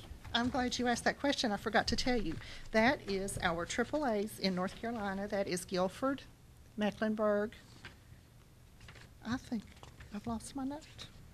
Wake. Guilford, Wake, Mecklenburg, Forsyth, and Durham. And you can see we are performing as well or better. And because they're so much bigger, the reason they get that, is that correct? I think our size would limit us whether we can go to 3A or not. Or what do you call that? AAA, actually, and we like being a AA+. We're as high as we can go, really. Yeah, aren't we? Without a lot more concrete. Yeah, a lot more concrete. All right. And how's that work? Just so the public understands, why would more concrete help you get more higher rating? I should not have answered it that way. Basically, you're looking at, you need the density, you need the population, you just need more growth here than what we really can accommodate and keep the beauty of our mountains. So I think that's going to always be a challenge to moving on up to AAA. So it's really a volume of projects and doing construction and spending money. If you look at the AAAs, they're all very dense. They're bigger cities. There's just truly a lot less green space. Thank you. Any other questions for Ms. Clark? Again, thank you. Thank you for allowing me to do what I love every day. Before you sit down, Donna, I would just like to personally thank you for the presentation and to acknowledge the importance of the county's management team to the budget process. And thank the team for the fabulous results and finding ways to save the fund balance. And I actually have a list of the team members here, and by darn, I'm going to call your name. And I want you to stand up if you're here. I don't think David Brigman's here unless he's standing behind a pole somewhere. Oh, he is. Good. He's hiding. Drew Reisinger, who is the Register of Deeds. Ed Sherry's there in the back, if Ed would stand. Fran Thigpen, Parks, Recreation, and Greenway over here. Gary Roberts, I think, had to leave us for a little bit. Gary Higgins is here, Soil and Water. Gibby Harris from our great health department is in the back. Greg Israel, who makes us look good every day. Physical Facilities. Jerry Vihan's probably out directing emergency management somewhere. Kim Pruitt. Is Kim behind something over there? Information Technology. Matt Stone, Permits and Inspections, there in the back. Stand up, Matt. Pat Freeman. Thank you, Pat. ID Bureau. Rob Thornberry. He's the one who keeps personnel going, and we have the best, Rob. Thank you very much. Steve Duckett, my good friend, County Extension Director. Trina Parker in Elections is probably still over there trying to count some votes. Please don't. Our fine sheriff, Mr. Van Duncan. Sheriff Van Duncan back in there.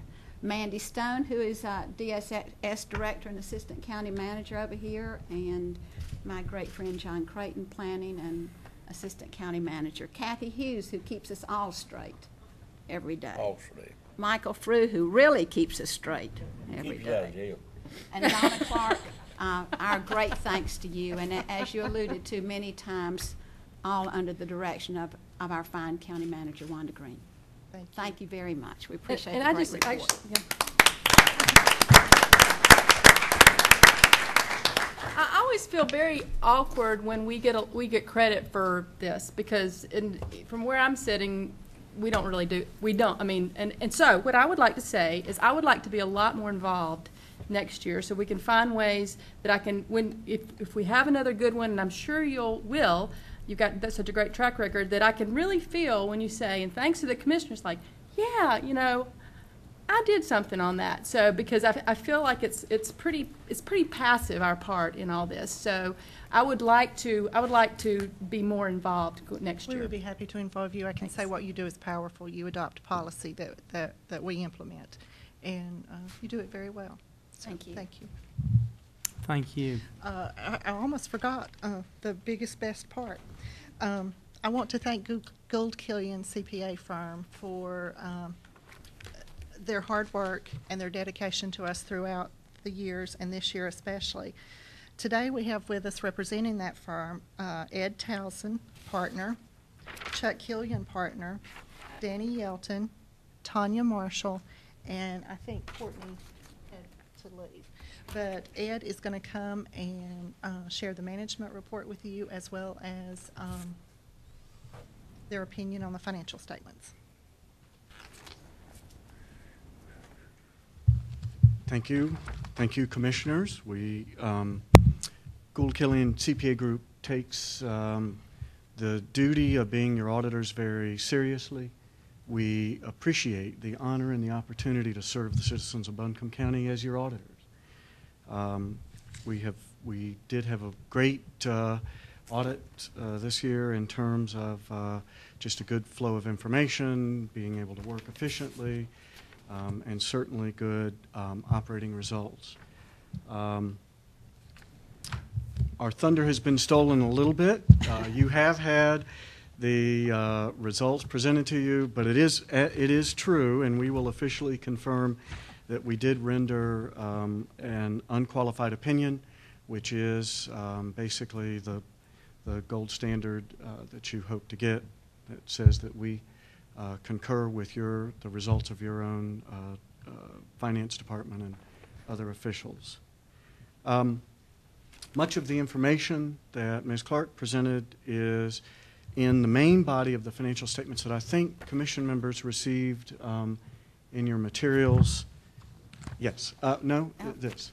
Yes, we have it. The big report. We have it. Most of that was covered certainly in summary form.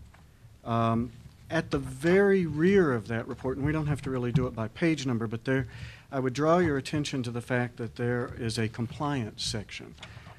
We render 3 compliance reports, and those reports each have an unqualified opinion. As well, there is the schedule of findings and question costs, and I will confirm that it is true that there were no findings this year. Completely clean bill of health. Now, also, you should have received, yes, this report to the Buncombe County Commissioners. This contains several required pieces of information. The first being required auditor communications. The second being our management letter. The third is a brief summary of the services that we provided. Obviously, we're retained to audit the financial statements and present a report thereon. There are some ancillary services, and those are detailed in that section. So as to our report to the board in the required communications, we do draw your attention to the fact that while there are really quite a bit of detailed procedures that are involved in the audit, there are also estimates that are involved, and there are test procedures that are involved. So we do not examine every single transaction. We would be here next year without the report being completed if that were the case, but we follow a certain protocol that's meant to gauge the overall presentation of the financial statements based on those samples and based on the estimates. We did not encounter any difficulties in performing the audit. We did receive information that we needed as we requested it in a very organized fashion, and we conveyed that to the audit committee when we met with them back on November 5th, I think it was. So we were pleased. That helps us work efficiently and really focus our attention on the main portions of the audit. We did not this year run into any issues that required consultation with other independent accountants. And we do mention to you that there is other information contained in the audited financial statements that might not be subject to auditing procedures, principally the management discussion and analysis. However, we do read that, review it, comment on it as necessary to management. Secondly, we have the management letter. We did review this with the audit committee. We had 2 areas of suggestion, one involving the accounting for construction projects, the other involving accounts payable subsidiary records. Management agreed with these recommendations in our meeting with the audit committee, and the audit committee concurred as well. We do want to thank the Buncombe County personnel for your cooperation and assistance during the audit. Really makes a difference, and as I say, it really enhances the ability to perform a quality audit when we get information that's necessary, and we get cooperation from staff to examine the books and records and the financial statements. The summary of our professional services I will not grind through, but it is listed on page 6 of this report. And then finally on page 7 are some selected bits of financial data. You can see there is information about the general fund revenues, the excess of revenues and other sources over expenditures and other uses by year for a 5-year period. You'll also see the fund balance available both in dollars and as a percentage of net expenditures. And you will see that for the year ending June 30th, 2011, or basically at that point, the ratio was 17.41%. I'll remind you of something you probably already know, that it's Buncombe County's policy to maintain a minimum ratio of 15%. So we're above that ratio. And then finally, we do have an appendix that has the management representation letter. So this enumerates what management asserted to us, and you will notice that it has been signed by Wanda Green and Donna Clark, who take responsibility for everything should it go wrong. Are there any questions? Any questions, Mr. Townsend? No, sir. Well, thank you. We're happy with it. Thank you, sir. So I take it we need to approve the report? Is that the procedure? Accept it. Accept the report? Move that we accept the audit as presented. I second that. Been a motion by Commissioner Bailey, a second by Commissioner Peterson. Is there any discussion? If not, all those in favor of accepting the report, say aye. Aye. All opposed, no. Thank you. We have accepted the comprehensive annual financial report. Next up, we have Debbie Trumpy is going to tell us about some conservation easement requests. Ms. Trumpy, you're a busy lady tonight. And doing a good job. And thank all the department heads and the accountants as they leave. Thank you. Let's take 2 minutes while they're going out. Okay, why don't we just take a short break? About 2 minutes. Gotta hurry. Sorry.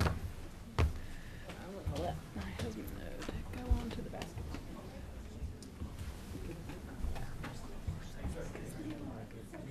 And the emotion. Your daughter playing? Yep.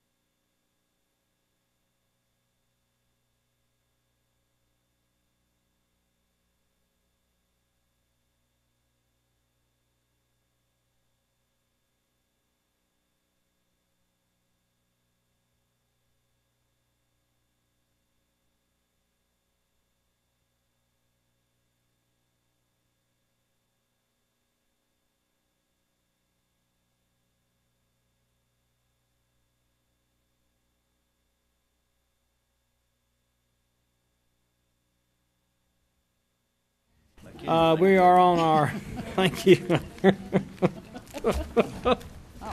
All right. Conservation easement request, Debbie Trumpy.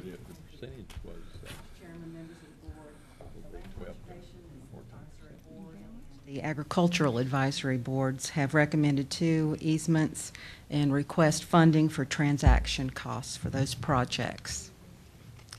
Do we have the PowerPoint up, please? Thank you. While that's coming up, just again, remind people what conservation easements are.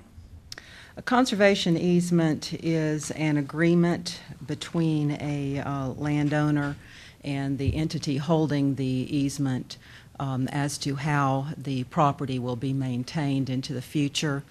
They are in perpetuity, and they restrict development within the parcel. Each one is fashioned a little bit differently depending on the needs of the landowner. Some will set aside some home sites, and most of the ones that we do allow to continue farming, agriculture, and forestry. And these are voluntary. Nobody has to do these. Absolutely. They come to us and ask, and different groups put them together for us. And so this is all voluntary, and they just give up some development rights if they choose to do so, right? That's correct. Okay. The first recommendation is for an easement on 120 acres on Long Mountain. This was recommended by the Land Conservation Advisory Board, and it would be held by the Carolina Mountain Land Conservancy. The second recommended easement is on 35.5 acres on farmland in Sandy Mush. That's recommended by the Agriculture Advisory Board, and that easement would be held by the Southern Appalachian Highlands Conservancy. The Long Mountain easement would be located in Upper Hominy near the Pisgah National Forest, and the request is for $11,000 for transaction costs. The landowners would donate 100% of the value of the easement, which is estimated at $121,000. The property is in a conservation focus area and is highly visible from the Blue Ridge Parkway. The streams on the property would have 300-foot buffers where no logging or livestock grazing would be allowed. The requested $11,000 would leverage an additional $25,000 from the Clean Water Management Trust Fund and the $121,000 charitable gift by the landowner, so that each county dollar would leverage over 13 additional dollars. And this is a map of the Long Mountain property. The 120 acres is outlined in yellow, and the yellow shaded areas show the 300-foot stream buffers. That would total 25 acres, which again would allow no logging or grazing. And this is an area map of the property. The Long Mountain tract is shown in yellow there. The Pisgah National Forest is the green area, and then the pink strip is the Blue Ridge Parkway. And as I said, the property is very visible from the parkway, and it's actually only about 1,500 feet from the boundary of the Pisgah National Forest. And here are a couple views of Long Mountain from the parkway, one at milepost 407 and the one on the right at milepost 404. The other easement that we're requesting funding for is Duckett property in Sandy Mush, and the request is for $30,000 in transaction costs. The landowner would donate 25% of the estimated easement value of $214,331. 100% of this property is made up of prime soils and state important soils. There are 300 feet of Sandy Mush Creek and 1,100 feet of an unnamed tributary that border this property.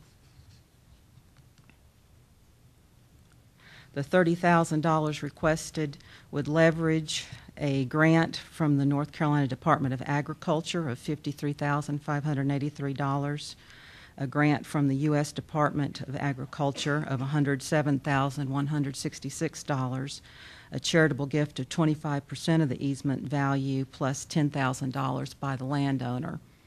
So the $30,000 would leverage $224,332, and each one of those dollars would leverage $7.48.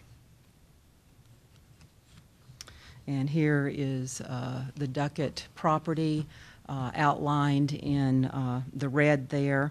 Sandy Mush Road is at the northern end of the tract, and Willow Creek Road is just to the east of the property.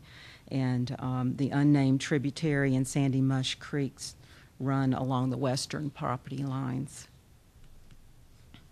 And this is a location map. The red is the Duckett property.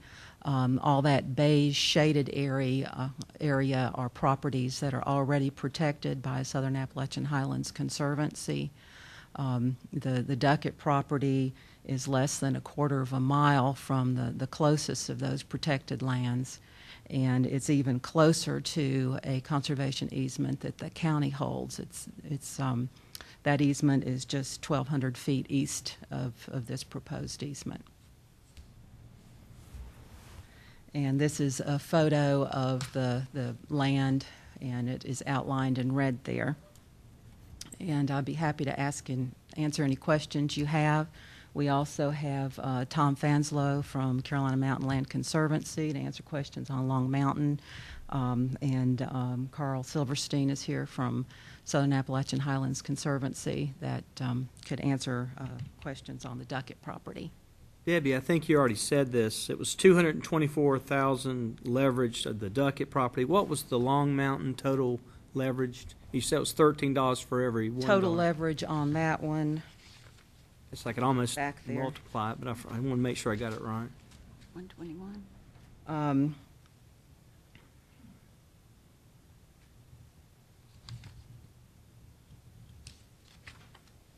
Well, I'll just get that later. That's okay. Well, it was 11,000, but the leverage about 150,000. It would, yes, about that. Okay. Thank you. All right, any other questions for Ms. Trumpy? Or It's 25 plus 121, so yeah, pretty close. 121 plus 25 is 146. okay, great. Appreciate Thanks. you doing that math there. Yeah, well, I'm math challenged, so it would have taken me a while to get that. Okay. All right. Thank you. Any questions for Ms. Trumpy or any of the other organizations Good represented job. here? Oh, I love it. Any questions from the board? I move approval. Second. Been a motion by Commissioner Peterson, second by Vice Chair Stanley. Yes, I'm ma'am. supportive too, but I don't understand, I mean, I need to understand where we're going to get the money in the budget, because if We are going to use existing budgeted funds. They just have to be transferred are they left with a over from budget last amendment. year? Or, because I was thinking we did not budget for anything for this year. There are several projects that have already been budgeted, as some of them are approved but actually don't happen. Something falls through with the landowner or the property. Also, occasionally we bring some of these projects in under budget, so there's money left. That's fantastic, so I'll be supporting that. Could I get that information? I'd love to understand that better, of like what that pot of money, what that number is, and what's coming, what's going, and so what's possible in the future and what we might anticipate. Thank you. Debbie, do you have, and this is, we can get this later, do you have any idea of the total of conservation easement acres that we now hold if we approve this? We're pushing 4,000. Are we above 4,000 now? I couldn't say. Okay. We can sure. get that later, but Yes. I didn't ask you about that beforehand. All right. Any other discussion about this particular two requests for the easements? Okay, there's been a motion and a second. Is there any other discussion? All those in favor of Commissioner Peterson's motion say aye. Aye. All opposed, no. We approve the request 5-0. Thank you, and thank you working it hard for you beat the bushes, you make it easy on us here, and you leverage a lot of money for future generations. Thank you. Next order of business is election of vice chairman. Is there a nomination? Mr. Chairman, I nominate current serving Vice Chairman Bill Stanley. Some people call him Coach, some people call him Principal, some people call him Daddy Cougar, some people call him the former president of the North Carolina Association of County Commissioners. Some people call him the longest-serving county commissioner in Buncombe County. But all of us call him friend. Some people call him some other things too. You can't say that. But I said all of us call him friend, and it's my pleasure to nominate him for his 4th year as vice chairman under you, Mr. At last. Second. All right, it's been a motion and a second. Any discussion? We are happy to have him. Thank you very much. All those in favor say aye. Aye. All opposed, no. Vice Chair Stanley will continue in that capacity. One more year. One more year, and we're thrilled. Thank you, Bill. You, sir. Now, unless I've missed another page, I guess we're on the board appointments here. I think you're getting there. I think I'm getting there now. I think we had postponed the planning. We had talked about that earlier. We will have that January 3rd. Tourism Development Authority. I think we had discussed in pre-session to continue that and find and interview these candidates. So we will do that. Asheville Planning and Zoning. We have one reappointment and one nominee. Move that we appoint Paul Smith. Second. Okay, motion to appoint Mr. Smith. Any other nominations? All those in favor of reappointing Paul Smith say aye. Aye. All opposed, no. Mr. Smith is reappointed 5-0. The Economic Development Coalition, the candidate that we had that was on our list has declined reappointment, and we will re-advertise that and hold that open and appoint that at a future meeting. Announcements. The next regular meeting of the Buncombe County Board of Commission will be January 3rd, 2012, beginning at 4:30. County offices will be closed December 23 and December 26 and January 2 for Christmas and New Year's celebrations and vacations. And at least 3 commissioners will attend a meeting with Mission Hospital leadership on December 20th at noon at the hospital. Buncombe County Commission meetings can be seen on BCTV, Charter Channel 2, ATTU Verse Channel 99, live on buncombecounty.org or during the meetings, and online anytime at buncombecounty.org. The next topic we have is public comment. The official business of the county is concluded and will now hold public comment. The time limit for any comment to the board is 3 minutes. And if your time expires, then you can leave any question along with your name, address, and phone number with the county manager. Board members are not expected to comment on any matters during public comment. This is your time to talk with us. Comments should be limited to subjects that are within the jurisdiction of this commission or pertinent to matters that we can act upon.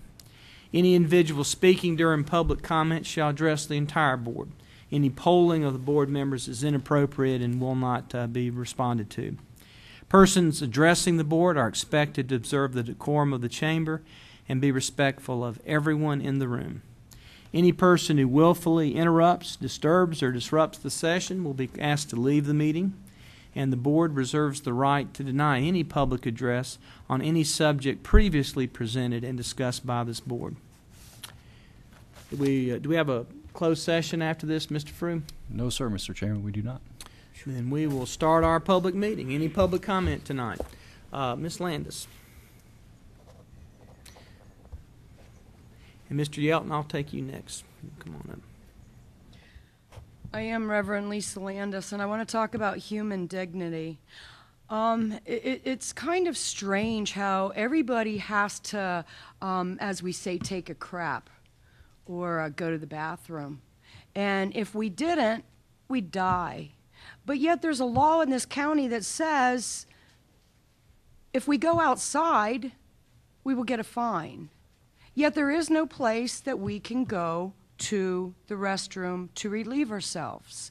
Now, last night I went over to the magistrate's office where a restroom was open for 24 hours until Occupy Asheville started occupying at City Hall. And now the doors are locked from if you're not there from 9 to 5. We had talked to the people in the magistrate's office and we're told to contact the Major, I'm not going to pronounce his name, but it starts with an M, Major M. Over at the county jail, and he said that it was you guys. It's up to you guys if people are allowed to have a facility to urinate and defecate. so it's not in public. So human dignity, isn't that the least that you can do? I mean, I was a little bit disgusted earlier because it's like, how much do you care about the people? I mean, I heard about what is it, a $300,000 excess, and it's like, oh, is that from the people? Is that why the people do not have a voice, because the money went into that general fund? And then it's like $146,000 for some more easement, and it's like, I don't understand who is serving for the people, because what I'm hearing and seeing, it looks like it's not. And since we're talking about the jails, and something that I'm very passionate about is the disease of alcoholism. If the American Medical Association says that alcoholism is a disease, then why do we have between 75 and 80% of the people that are put in our jails under the influence of alcohol stated as criminals and not as sick people? When are we going to decide that a small portion of our jail should be designated for a treatment center? Yes, there are treatment centers out there, but who can afford to get them? Who understands exactly what the disease of alcoholism is? Are you here to serve the people? I keep asking this question, and examples of how do I say that? I'm less than impressed over the examples that I see of who is in office to serve the people. So, human dignity. Can we have a 24-hour bathroom in a facility that will put people in jail if they do it in public? So, question, can we have a 24-hour bathroom in our magistrate's office? Thank you, Ms. Landis. Let's have a report on what we do for mental health and what we do in the jail to deal with treatment, and also a report from the Pack Square Board about doing the public facility that will have a public bathroom, the progress of that. Mr. Yelton? I walked on over to save time because I know Bill likes to get out of here early, so I didn't want to walk across it. Take a little bit longer. You've heard today neighbor against neighbor because they want to do what they want to do with their property. Then they want to tell their neighbor what he can do with his property. We are a poor county, as evidenced in this article. Our wages are low. That young couple there can't afford more than $300 a month because she's going to school full time, she's pregnant, and he's got a job, one job himself, and he's making minimum wage around $20,000 a year.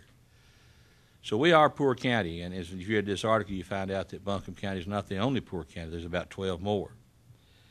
But it's amazing to me because we see poverty on the rise, and just today you increase the taxes on the least of the least because the sales tax gets everybody. We take tax dollars to buy conservation easements. And in that conservation easement, we had a farm that was going to be in an easement so it could be a farm. We have farmland preservation. We have tax reduction for farms. And I've preached to this board, David, for a long, long time. Look at reducing the taxes on farmland, land and natural vegetation, because this couple now that's got 2 acres, if they build a house on it or put a trailer on it, that other acre, reduce the taxes because it's vacant. Encourage people to leave green spaces through your tax structure. You can do that. But no, we're going to increase taxes. Why not just reevaluate your land use plan? I think you heard Eric Gaddy today make a very good plea. Because in this situation with this couple, they could have make a law that they could put a trailer on there. They have to sign a commitment that if they move, if they sell, the trailer comes down. And they can only put 1 trailer on there. You have that power. Exercise that power. Also look at ways to encourage people to not develop their property through tax reduction for this vacant land. I think it'll work, but I also have a couple of suggestions for you. I think you need to look at the number of acreage that's in conservation easement. David, it's a great idea. At the same time, look at the number of acres that's in government control, federal control and state control, and private parks and all this stuff. Also, look at the acreage that's controlled by nonprofits. Those are 3 factors that we need to have as citizens. And you have an opportunity, as my 22 seconds winds down, with AB Tech to put that on the website, put the money on there, show where it comes, and show exactly to the penny, and make AB Tech show exactly to the penny how that money is spent to ensure the citizens that their regular budget is not being mixed with that money. If you want to do that and get a tax dollar out of the citizens the next time, that's a good way to do it. Thank you, Mr. Yelton. Ms. Woods?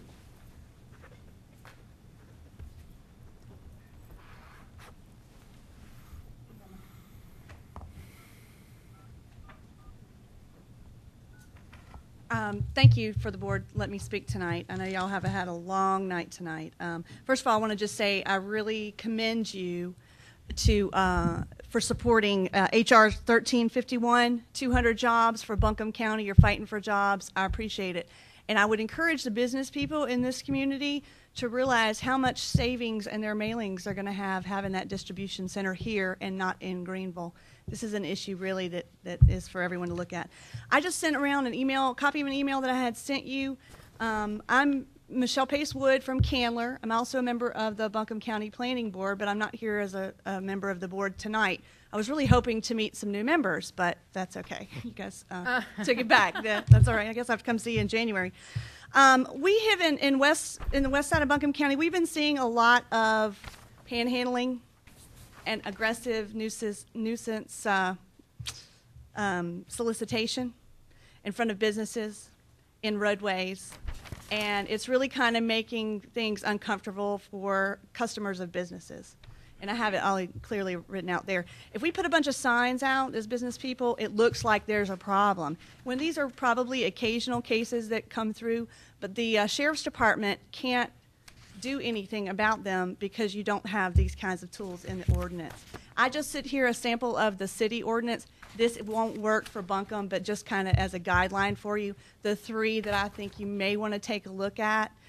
Just to give business owners and customers a little extra something instead of having to hire private security or address it themselves where they might, get some retribution. It really, especially in Candler, we've seen it a lot. Median roadway collections from non-local charities. We want to support our local charities. We want to support charities, but we just want to make sure that these folks we know and that they're not, interfering with the roadways and putting cars in dangerous positions. And then our customers can come in and out. I know over in the mall area, there have been some folks that aren't walking there anymore because we've seen this. I mean, it's kind of hit or miss, but if you give this tool or tools like this to the sheriff, I think he'll be able to do more to kind of help our citizens and business owners. So thank you so much for letting me speak tonight. Thanks for all you do. Thank you, Ms. Wood. Thank you for bringing that to their attention when he's looking into that. Didn't know there was a problem. Okay, any other public comment? Yes, ma'am. Ms. Bennett?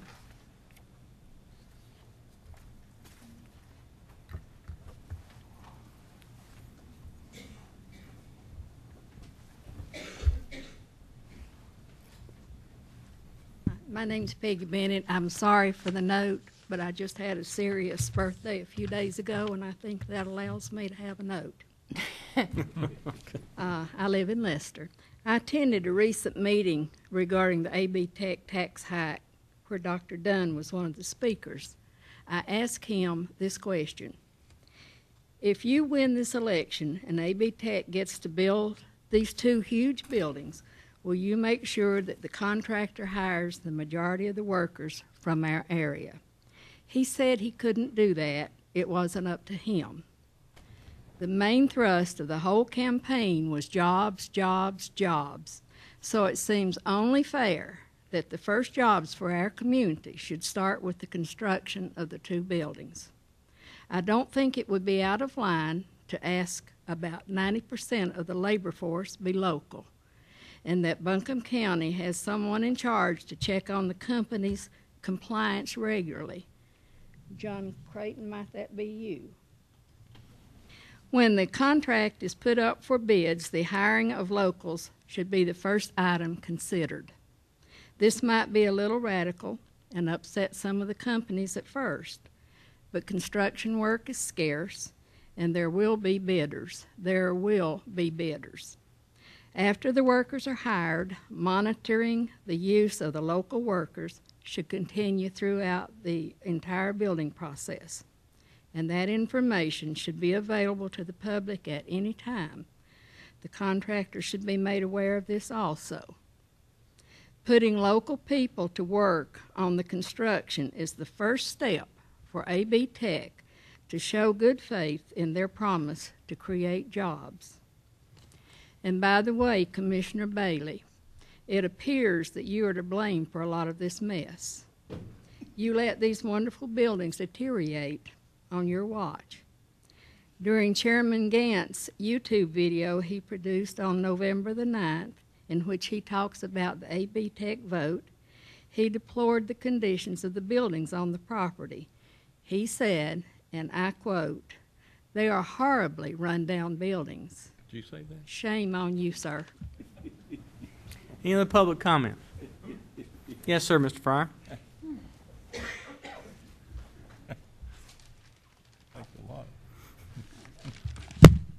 Mike Fryer from Fairview. I didn't bring a gang of people, but I did bring a little on this vote. I told you a while back that the vote for this election was wrong. There was 14,164 voters in Buncombe County voted. They had one day. City of Asheville, 14,965. Board of Election was open for 14 days. 4 other sites were open for 7 days. You won by 503 votes. I know everybody's happy. But then, as a group of commissioners, you sat up there and decided we needed zoning again. I just watched 2 kids not get a trailer. Well, the vote on zoning in 1999 that Ms. Bennett had something to do with, the vote then, you won by less than 1%. The vote then was 55 to 45. In this election, there was 33,489 votes for AB Tech. In the election for zoning, which there's 40,000 more people in Buncombe County now than there was then, was 37,148 against 20,634 for 16,514. That was 4,120 votes. Y'all didn't listen to the voters then, did you?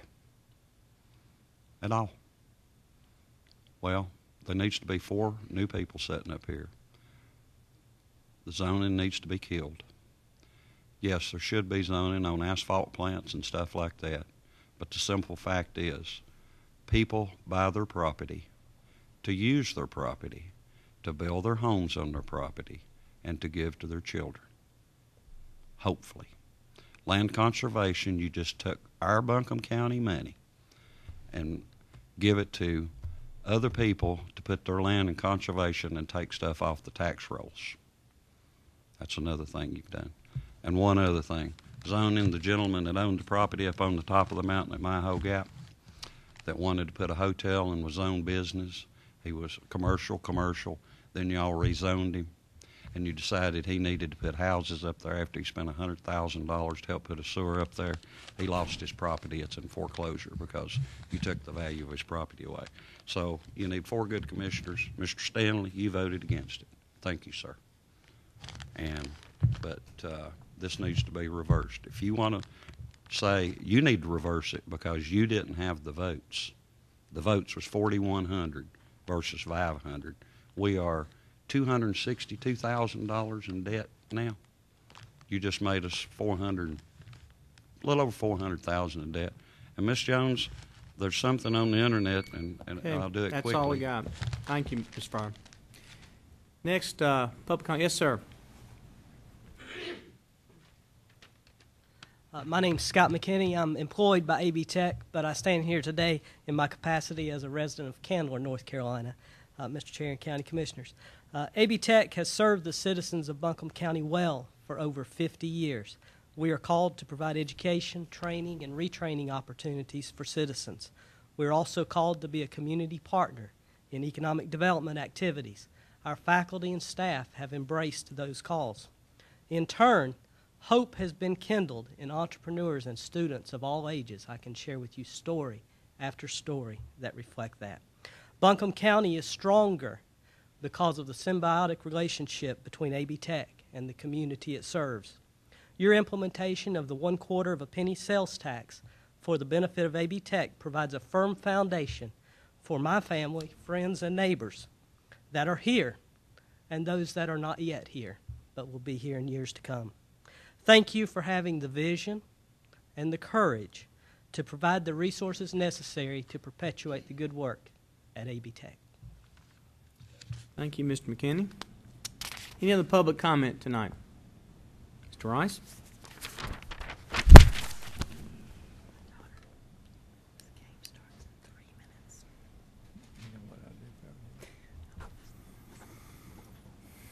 Thank you, Mr. Chairman, members of the board. Don't go to sleep on me. I might be the license. Let me wait to get Bill off the phone, then we can talk. You talk, I'm not talking. Huh?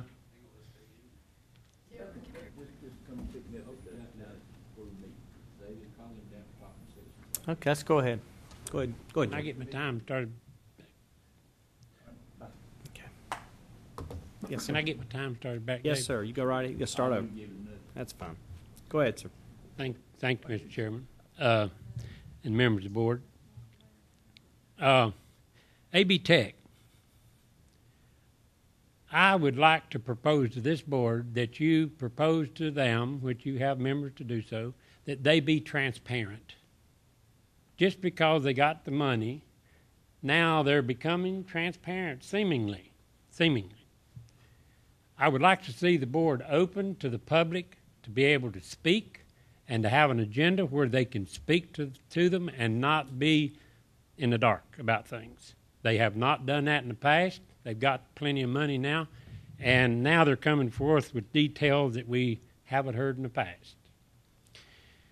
One of the big concerns is the newspaper article today that disturbed me to the core. It talks about poverty, and it shows it very clearly what the poverty lines are statistically. In that article, if you will read, it's talking about nonprofits. It is not talking about you commissioners or your staff giving any information regarding the details to the story.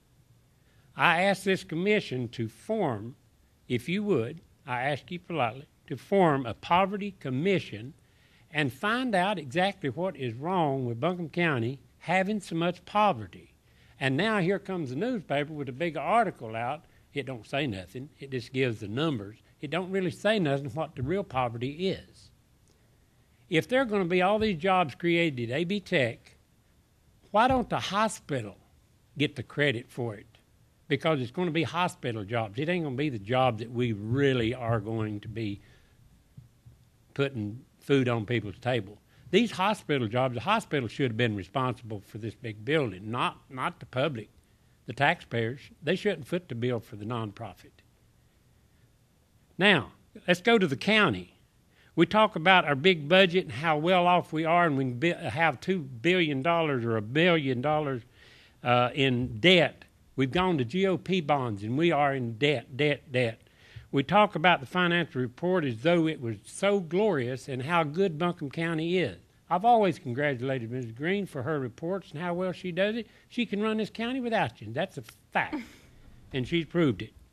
But my concern is this. If we're in dire poverty and our budget is such a great budget and we are getting the money off of the property tax people of this county and our people are having to serve at the feet of Medicaid and at the feet of DSS and these agencies, and we're having to give all this time and energy to help poverty people up, we as commissioners here ought to be ashamed of yourselves. All right. Thank you. We as commissioners. All right, sir. Any other public comment tonight? Move adjourn. Second. Motion second. Any discussion? All those in favor say aye. The meeting's adjourned.